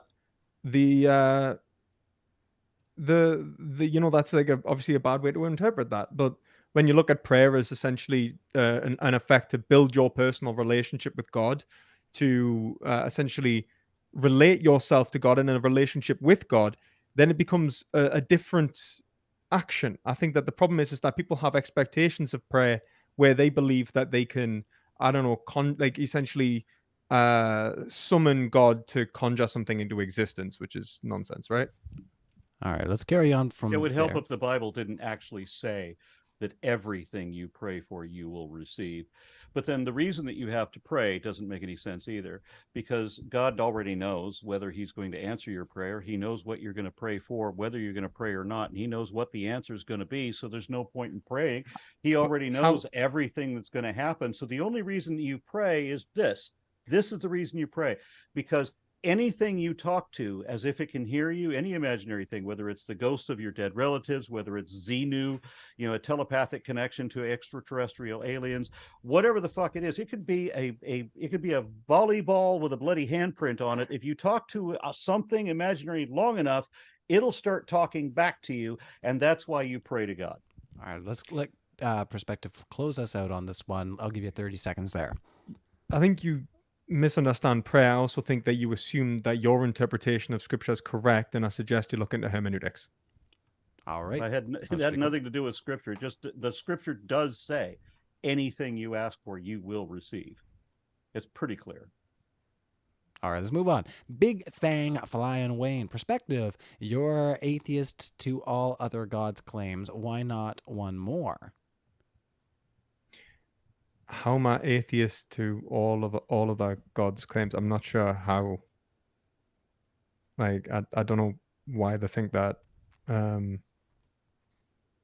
don't know how I am, so I don't know how to answer it. Like, what was the question? Like, I'm an atheist to all of our God's claims? It's not a very good argument, I have to say. It's if you don't believe in Thor or you don't believe in Zeus, then if I'm an atheist to all the other gods, why am I not an atheist? All right, okay. Yeah.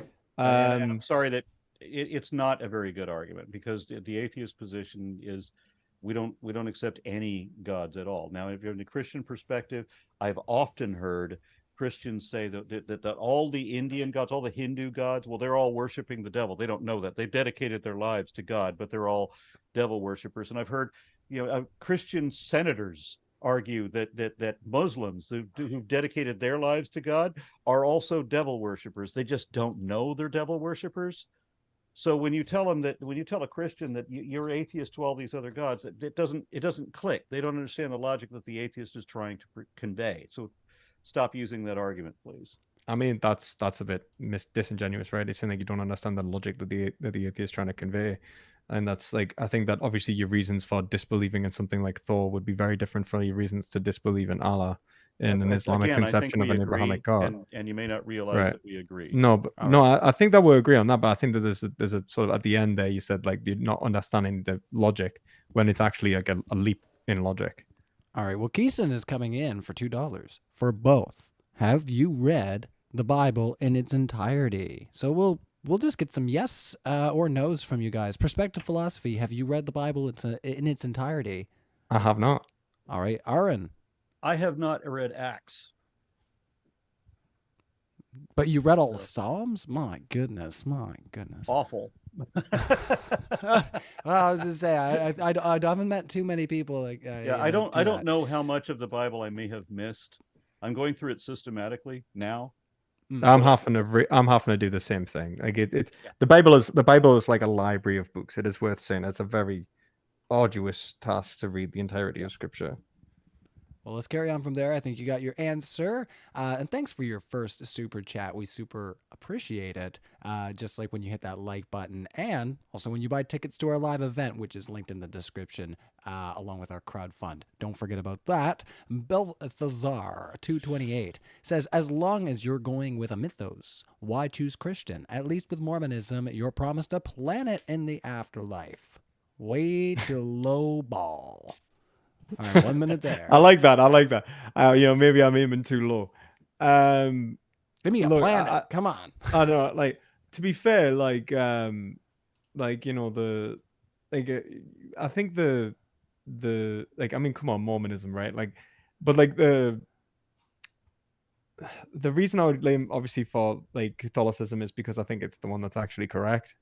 But I think the Catholic conception of heaven as well is It's unity with God, right? So just like hell for Saint Thomas Aquinas is the frustration of the wicked will, the Catholic conception of heaven is essentially the perfection of the will, to the point in which we perfectly enjoy existence, and that's the whole point. So they might get a planet, but we get all of reality, right? Oh no, not at all. I have to throw in on this one. I mean, there was a time when I believed there was still the possibility of God, when I believed there was a God, but it was impossible for me to imagine that any religion could be true. I mean, every religion was obviously made up by men. Every religion is obviously wrong. There's no true religion. That's even if there is a God. So it always mystified me how anybody could say, well, ours is, there's tens of thousands of wrong ones all claiming absolute truth, and ours claims absolute truth too, but ours absolutely is true. No, there's no truth faith, and there's no way to know whether one is true or not, which is the worst part, because you're gonna be damned over this. Well, I mean, surely you'd be able to know if one is true or not if you would be able to show that they're all. So if you could show they're all false, right? You're saying that you could show them as false, surely? Why would I have to be able to show that they're false? I mean, that's what you argued for, and you said you're a strong atheist who affirms that the God does not exist. So you'd have to be able to affirm that they're all false. Soul, so that's then why. There's no afterlife, and that means that the common concept of God is moot. That means that all these religions that are claiming for a supernatural, spiritual afterlife, when there is no supernatural spirit, that's negated. All right, I mean, no, you could have a theistic conception of reality without having the consideration of a soul in which you're putting forward. And I did, but every religion is still wrong because hell is inconsistent with God. Last 10 seconds there, guys. That doesn't follow either, but okay. Yes, it does. Because any being worthy of worship, one, would not want to be worshipped, and two, if it cared that much whether we believe in it, it would give us a reason. It wouldn't demand that we believe in it. The fact that we are demanded to believe on faith is a fact and evidence that the whole thing is a lie. All right, because there's only a scammer would make this demand. Catholics believe faith and reason coincide, so that it's not necessarily that you believe on faith. I'm aware. We believe that you can have reason, that you do and Muslims have reason make the same argument. All right, let's carry on. Michael, the Canadian atheist. Oh, Canada. All right, for $5 for Perspective Philosophy, you accept evolution, no Adam and Eve. How do you determine the parts of the Bible that are literal versus allegorical? Please don't say faith. I'm happy to say that in terms of how we approach, I think that the way that you would engage in this in terms of how you approach interpretation of scripture in general is what's called hermeneutics. So it's the philosophy of interpretation. So it's like the study of interpretation, right? Of what's trying to be conveyed. And I mean, like, look, I think you can be a Christian. You can take the entire Bible as a narrativistic structure trying to express a spiritual meaning, which you demythologize. So, like, I think that in terms of which one is the more correct or incorrect, I mean, that's a debate for essentially a hermeneutic debate between Christians. But I mean, that's something that sort of, that's like the debates in, for example, there's these debates inside the Catholic Church. The scholastics get engaged in these debates. There's a lot of debates on this. There's philosophers who engage on these debates. So like, yeah, like some people say it all has to be taken literally. Some people say none of it can be taken literally. I'm very much against the literalist interpretation of anything. And this discrepancy where we are told that we are going to be damned over whether we believe this way or that is yet another fact and evidence. How you understand the inconsistency of it all implies that there is not a God involved, because there's no way to show who's right or that anyone is. Remember, you have to say that itself as an aspect of scripture would have to be interpreted as part of the scripture. So you're taking that literally, or taking it to mean a certain specific, like you're assuming your specific interpretation is correct. That's the issue, no, right? I don't have to. We'll let Aron close us out. Multiple different interpretations from different scriptures. Yeah, so if an interpretation was that you'd be damned for not essentially following like your reason, or to will the good, like, or to live a virtuous life, and that would be the continued frustration of the wicked will, like Thomas Aquinas, that wouldn't, like, your point wouldn't apply, which is why the Catholic Church Yeah, but affirms then- people who do not read the Bible or believe in other religions can also be saved, and God has a plan for salvation for them. All right, close Yeah, this but out there, if Aaron. you say that Jesus is the Son of God, well, then you violated the Quran. And the Quran says that you're going to Muslim hell. I mean, the Quran can say what it wants, but that's different, right? Well, the Bible can say what it wants too. Both of them are just as false. Yeah, but it's not even just about the Quran; it's about the interpretation of the Quran. It's about specific religions and their Right. interpretations, And right? so we shouldn't read either of them literally. None of the people who wrote those, because they weren't written by God, We should rely none upon. of the people knew what they were talking about because they both say very silly things. I think that we should rely upon argumentation and the justifications in which we can reach in relation to those things that we are discussing in terms of scripture. And I think revelation has its place, and how we understand revelation has its place. But I think that this is a matter of essentially philosophical debate, and I don't think that you should boil it down to just don't believe in any of them. I think that you need to add some nuance to your life. I have added nuance. I've tried to explore every possible avenue for theology. They're all wanting. It all comes down to people making up shit. All right. Okay. Let's move on from there. Decepticons Forever coming in for $5. PP's arguments is the same as the writing, supporting Superman's intrinsic importance in the DC comics. I don't know if he realizes this. I mean, Superman is intrinsically important to the DC comics, right? Like, one, he was like the first ever comic that they related. It was Action Comics, right? Like, so Superman actually is pretty freaking important, right, to the development of the comics. But like, and he's placed in the Justice League. Like, look, Superman is such a look. I'm not a Superman fanboy. Like, I've actually got like Batman. Like, Batman is by far better. But like, come on, man, we're not. Superman's Greatest clearly detective. like Batman is more important for Detective Comics, but Superman is Superman's is OP, you know? yeah. So actually was it Action Comics Marvel? I can't remember. I may be mistake. I may be It was mixing them up. Action But Comics. yeah, but yeah, like it's yeah, like Superman is OP. Like Superman Prime. What the fuck is that? That might as well be God. It's like the next best thing. He's like a demiurge. But anyway, sorry. Let's carry on there. So you got a little bit of nerdism out of us there. And I see that you're wearing a Linkin Park shirt as well. So, I mean, Oh, thank I think we all, like pretty good thrashy music, which is fine. You know, there are points that we agree, people. So never forget that, when you're having discussions with people you might disagree with, that, sometimes it's good to focus on the things that you can get on with and just rock out for a bit. Let's carry on. So, J Mule, $1.99. No evidence for your position isn't atheism's problem. 1 minute over there. Perspective. I mean, it wouldn't be. I mean, I agree. I presented evidence for my position, whether you agree with it or not, right? Whatever. You presented arguments that were not evidence. We're not going to go down that route again. Yep. Sorry, But, it was like, just too circular. But yeah, I'm happy to say that it's not atheism's problem whether I present evidence for my position, right? I presented evidence for mine.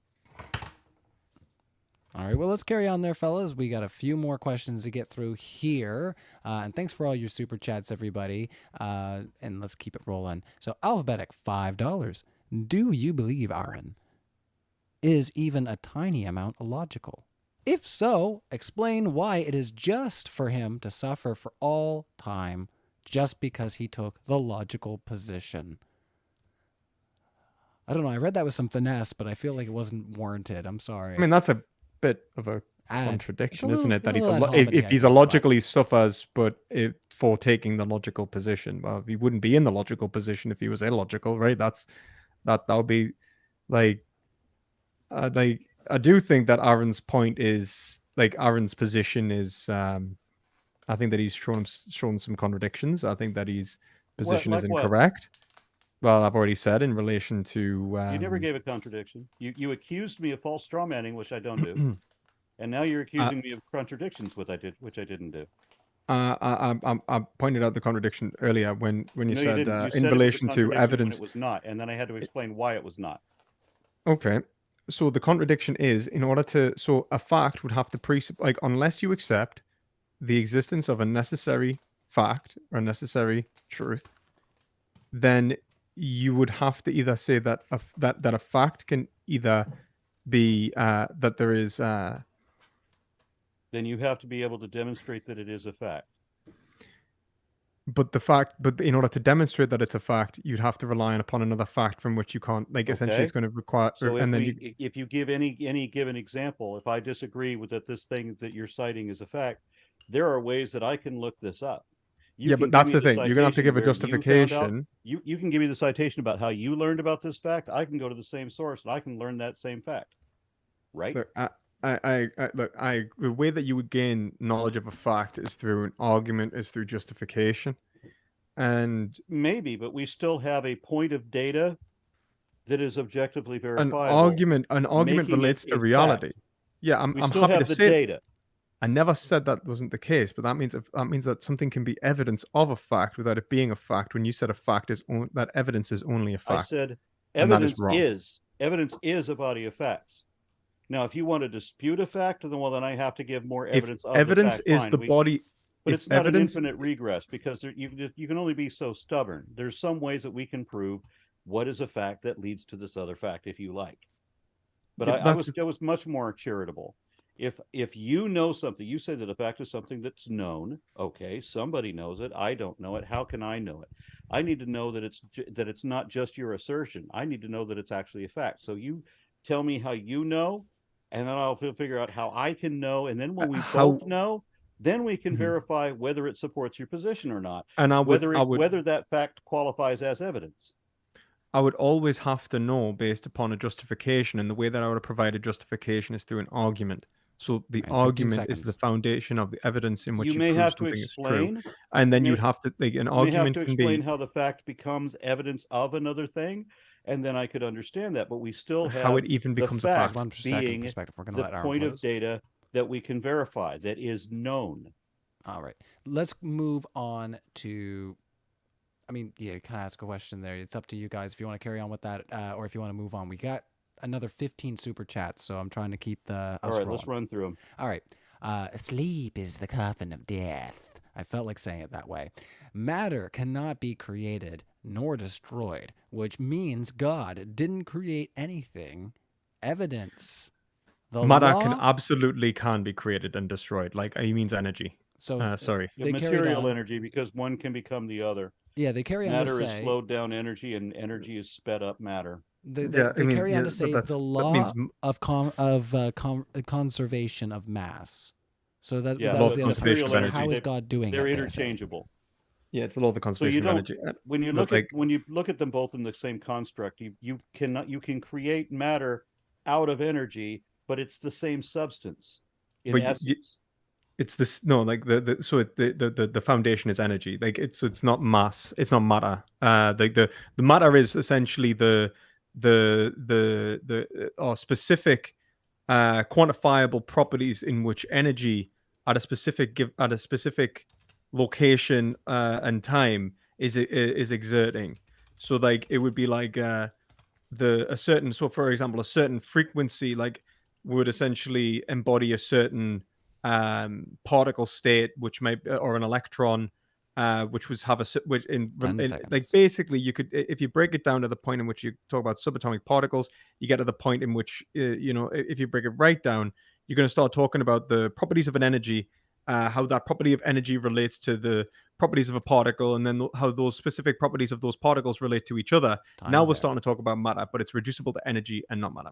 So do you disagree then that physicists I have no problem with the conservation of the conservation of energy. The physicists have described matter as slowed down energy. It's like, yes, I mean, in the sense that, like, it's like E equals MC. I'm happy to affirm E equals MC squared, if that's what you're asking. Yes. Right. So we agree, material energy is not created or destroyed. All right. This next one is. I agree. Energy is not created or destroyed. As in, like, it's as in, like, it's like what we're saying is that there is the energy at the beginning of the universe will always be the same as the energy at the end of the universe. All right. I was going to say, we'll give the last word to you, perspective, just because the next question's for you, Aron. So, young baby Tate. Aron, can you steel man the arguments in favor of Christianity's truth? You seem smart, so argue in a non-condescending way for your opponent's view. Oh boy, this is a challenge. I mean, there's a reason that I rejected Christianity as vehemently as I did. I I am unable to steelman Christianity. It is without defense. All right. Well, we got that there, everybody. So if you're wondering about that question, that is the answer. Let's carry on since we do want to get our speakers out of here in a respectable time and get closing statements in. So, Lord Stannis, perspective philosophy, why do you keep implying that arguments are the same as evidence and that you lack a belief in something that means you believe the opposite? Like, just for you there, PB. Essentially, as I've said, that I take evidence to be a means of justifying a proposition as true or false. So essentially, evidence is our means of justification, and I take justification to mean to demonstrate a correspondence or coherence of a propositional content.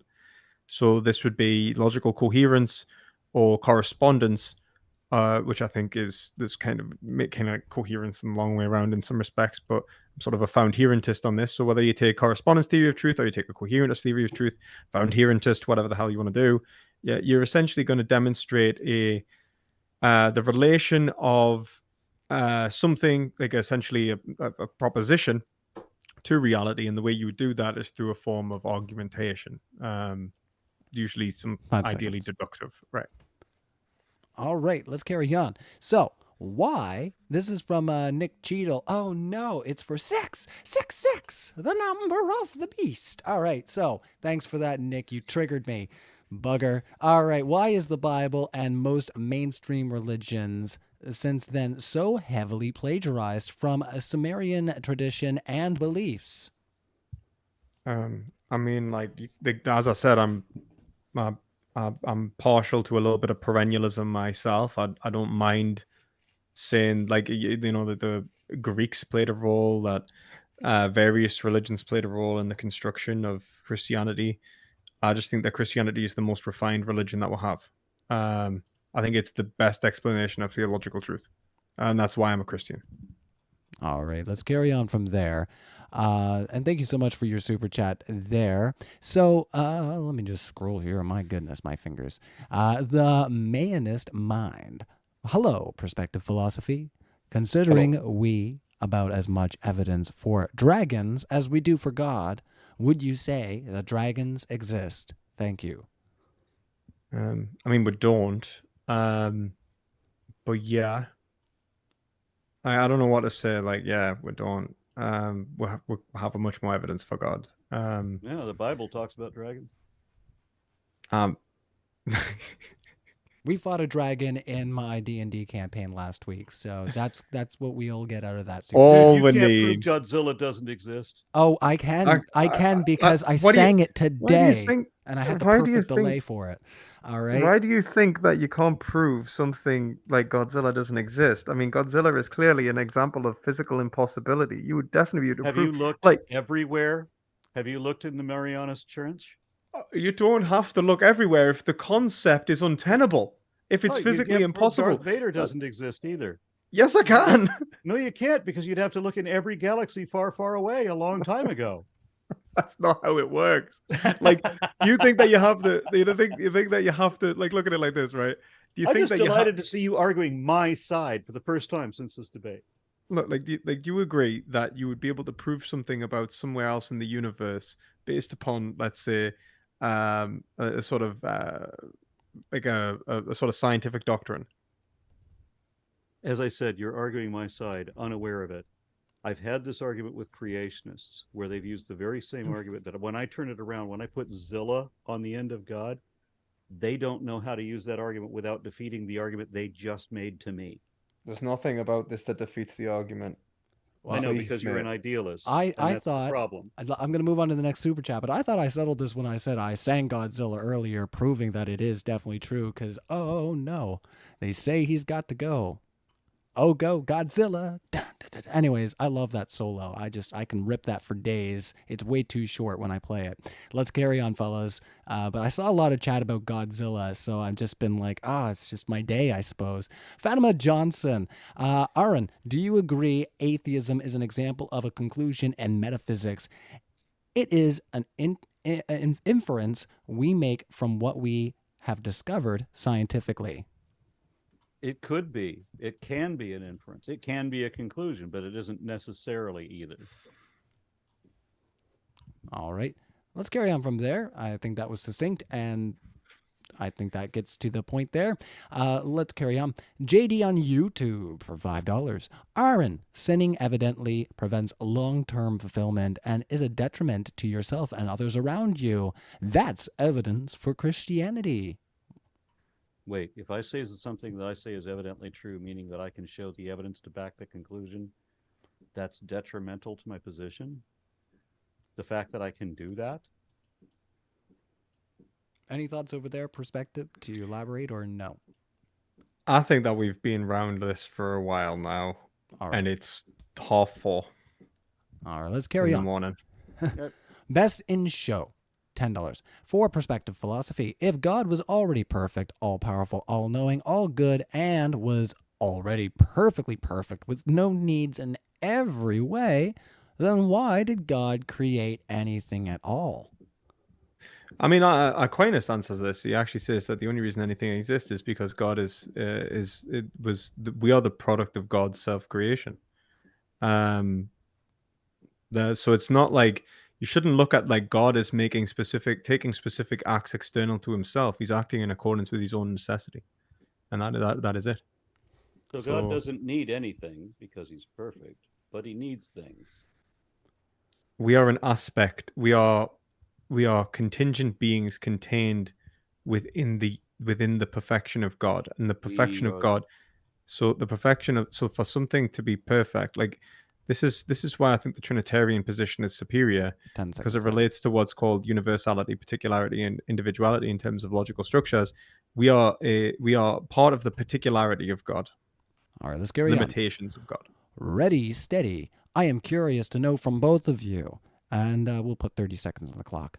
Are you an individualist or a collectivist? Is religion the best path to collectivism, and is atheism the best path to individualism? 30 seconds perspective. I think that I'm an individualist. I think that Christianity is by and far and large a individualist religion, not a collectivist religion. The whole thing is to use your individual free reason to come to these truths necessarily by yourself, but then to engage collectively towards individual goods. So the good of the community is the good of the individual. It's an individualist doctrine. It's not something like an abstract realism like you would see in something like Marxist-Leninist communism. I'm not going to say that about Marxism specifically, but ML communism. All right, your thoughts, Aron? 30 seconds. Yeah, you can't really have free will in Christianity, not logically.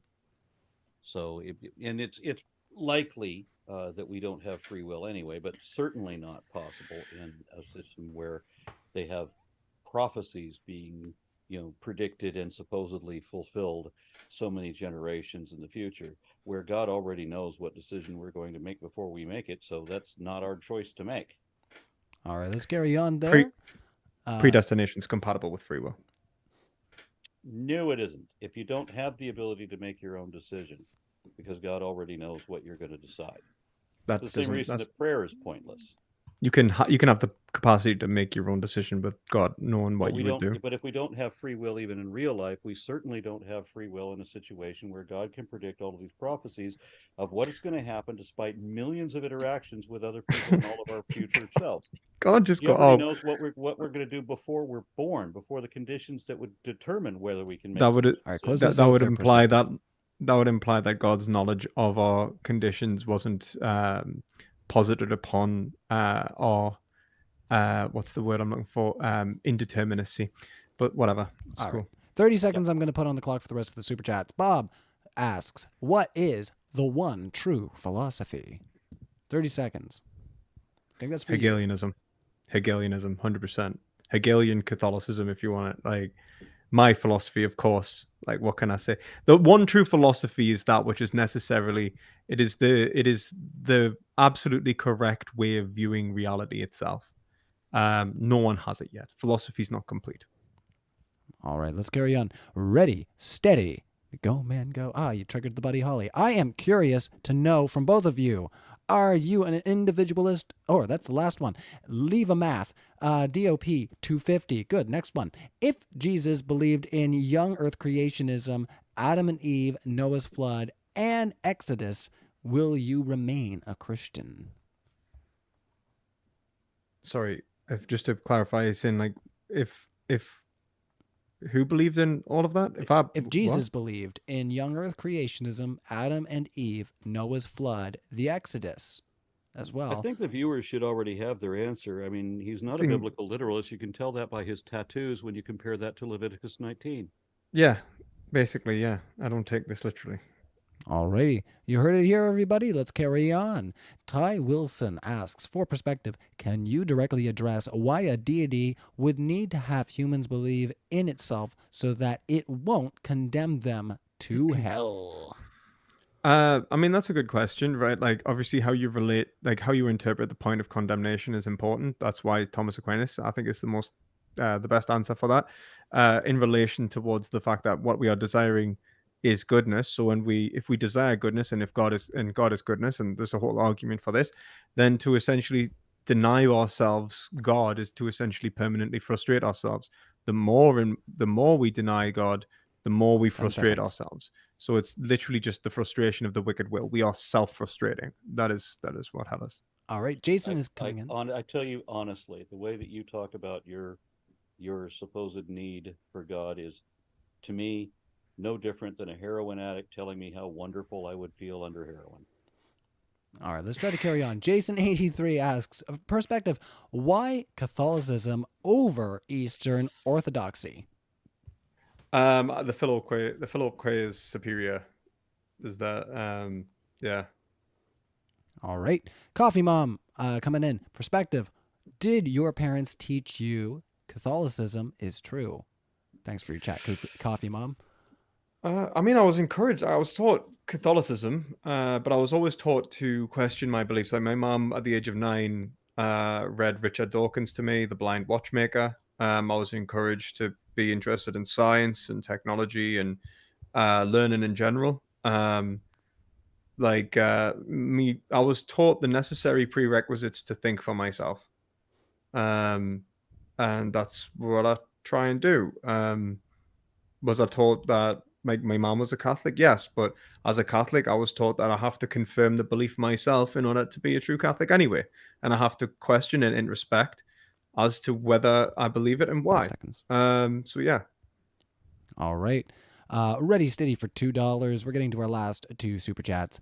Aron, are you individualist or collectivist?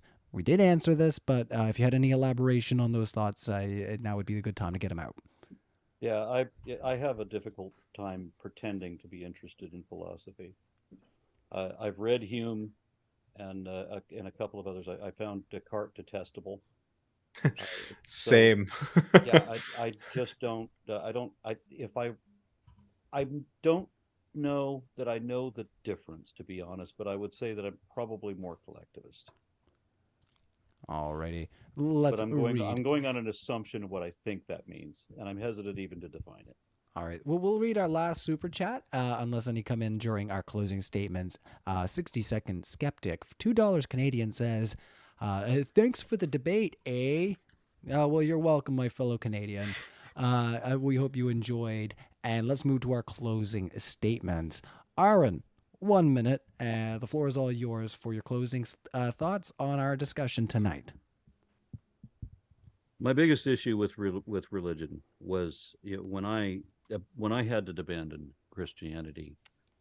It was when my minister confessed that he believes in fake it till you make it. He told me to just keep telling yourself it's Jesus until you believe it.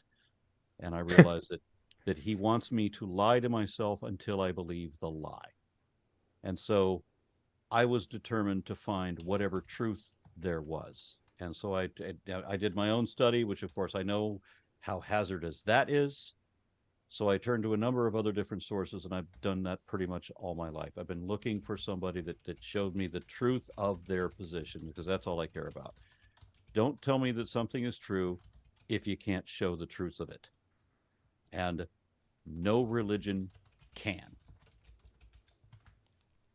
All right. Well, thank you so much, Aron, for your closing statements and for being here for this discussion. We appreciate you being here, and also you as well. Perspective Philosophy, the closing statement of the night to you. 1 minute.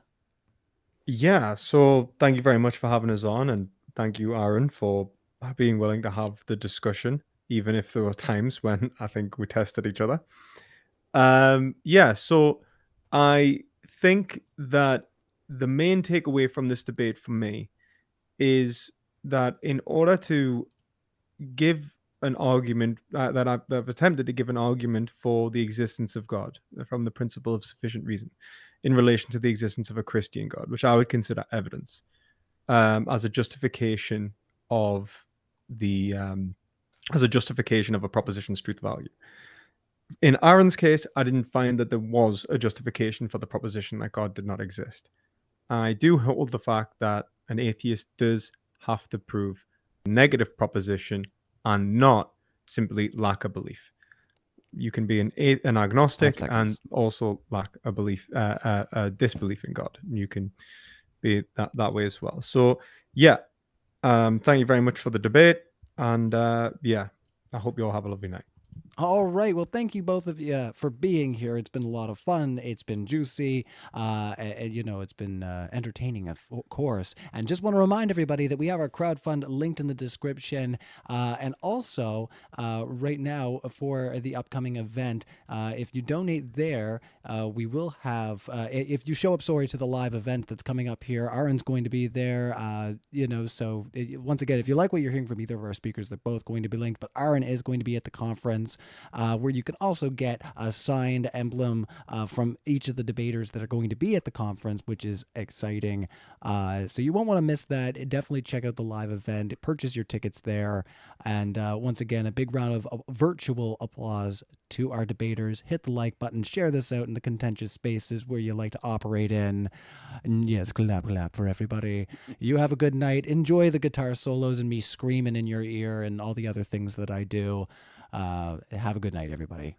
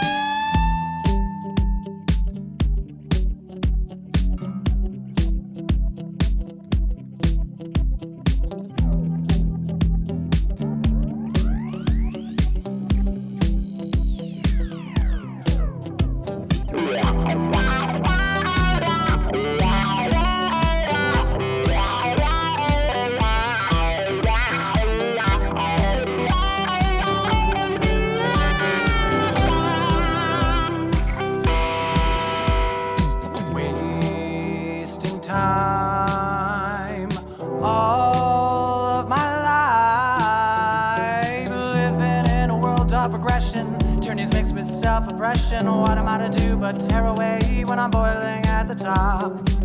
Try to find a way to fight the fire, smart to rap from the minds of liars. You call the shots as you bow your heads and the march never stops.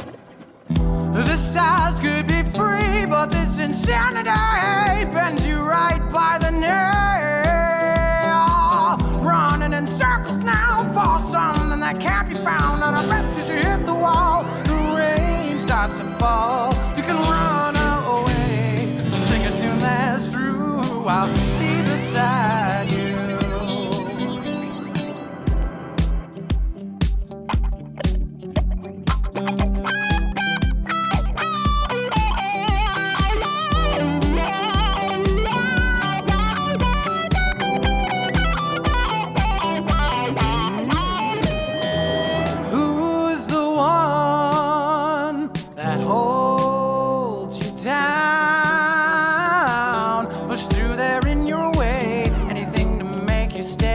Cut the strings before your life starts to decay. From tears of blood, regrets of laughter, turn around as your heart beat faster. Your hollow shape as the faith begins to drop. Shelter can find your thoughts of suicide. It's hanging down by the frail. Running in circles now for something that can't be found, and there's no time for today. You prayed away that the world would be untrue. I will rise against you.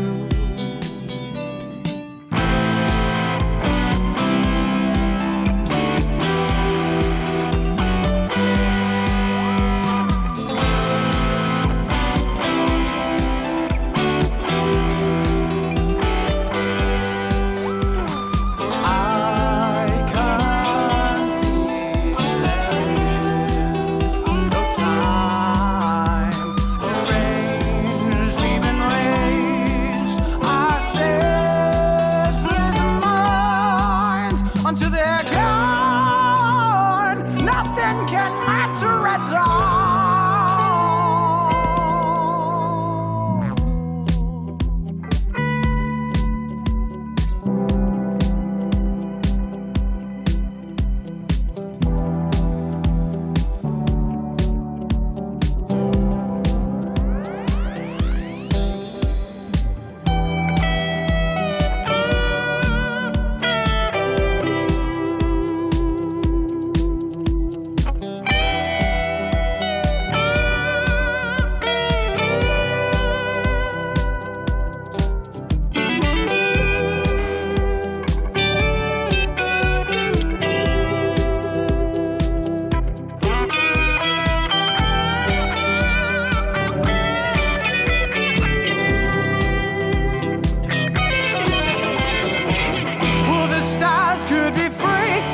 Insanity bends you right by the nail.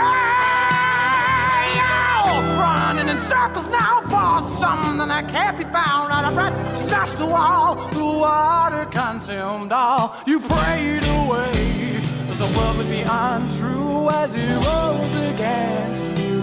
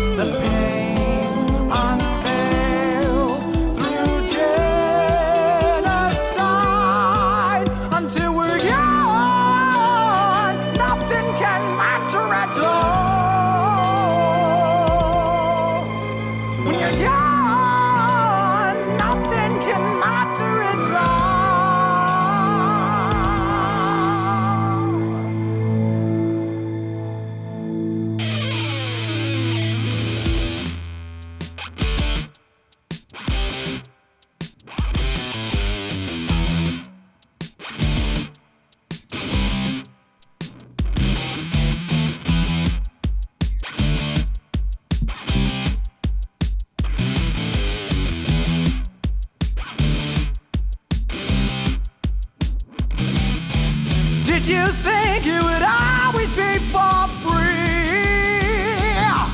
Now sit back, watch it burn, burn, burn for all eternity.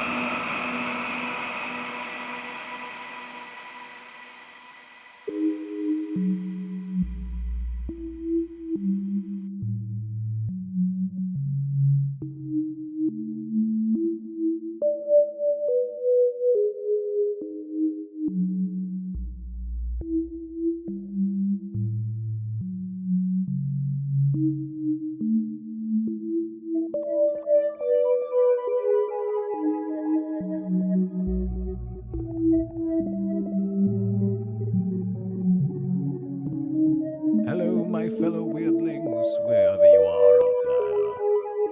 Hit that like button, hit that share. We won't bite. Maybe just a little bit. All right, everybody. Well, thanks for coming out for the debate. That was a lot of fun. Hopefully, we will see you again in a few days. I know we got some stuff going on Monday. We got a few debates that we're going to be moving around here, just so that we got lots going on for the event coming up. For Aron and the live event that's coming up there. I need to look at the other names of the people here, because I feel bad just because Aron was here tonight and I can remember that because he's right here on the screen. So I'm really bad with names, everyone. So hopefully everybody enjoyed that. We're sitting right around almost 400 likes. So, let's juice it up, everybody, and see if we can crack the code of the YouTube algorithm. Work some magic tonight, as we talked about all kinds of magic and other things tonight. So hopefully you guys enjoyed, and we'll definitely see you next time for more debate fun. Have a good night, everybody, and cheers.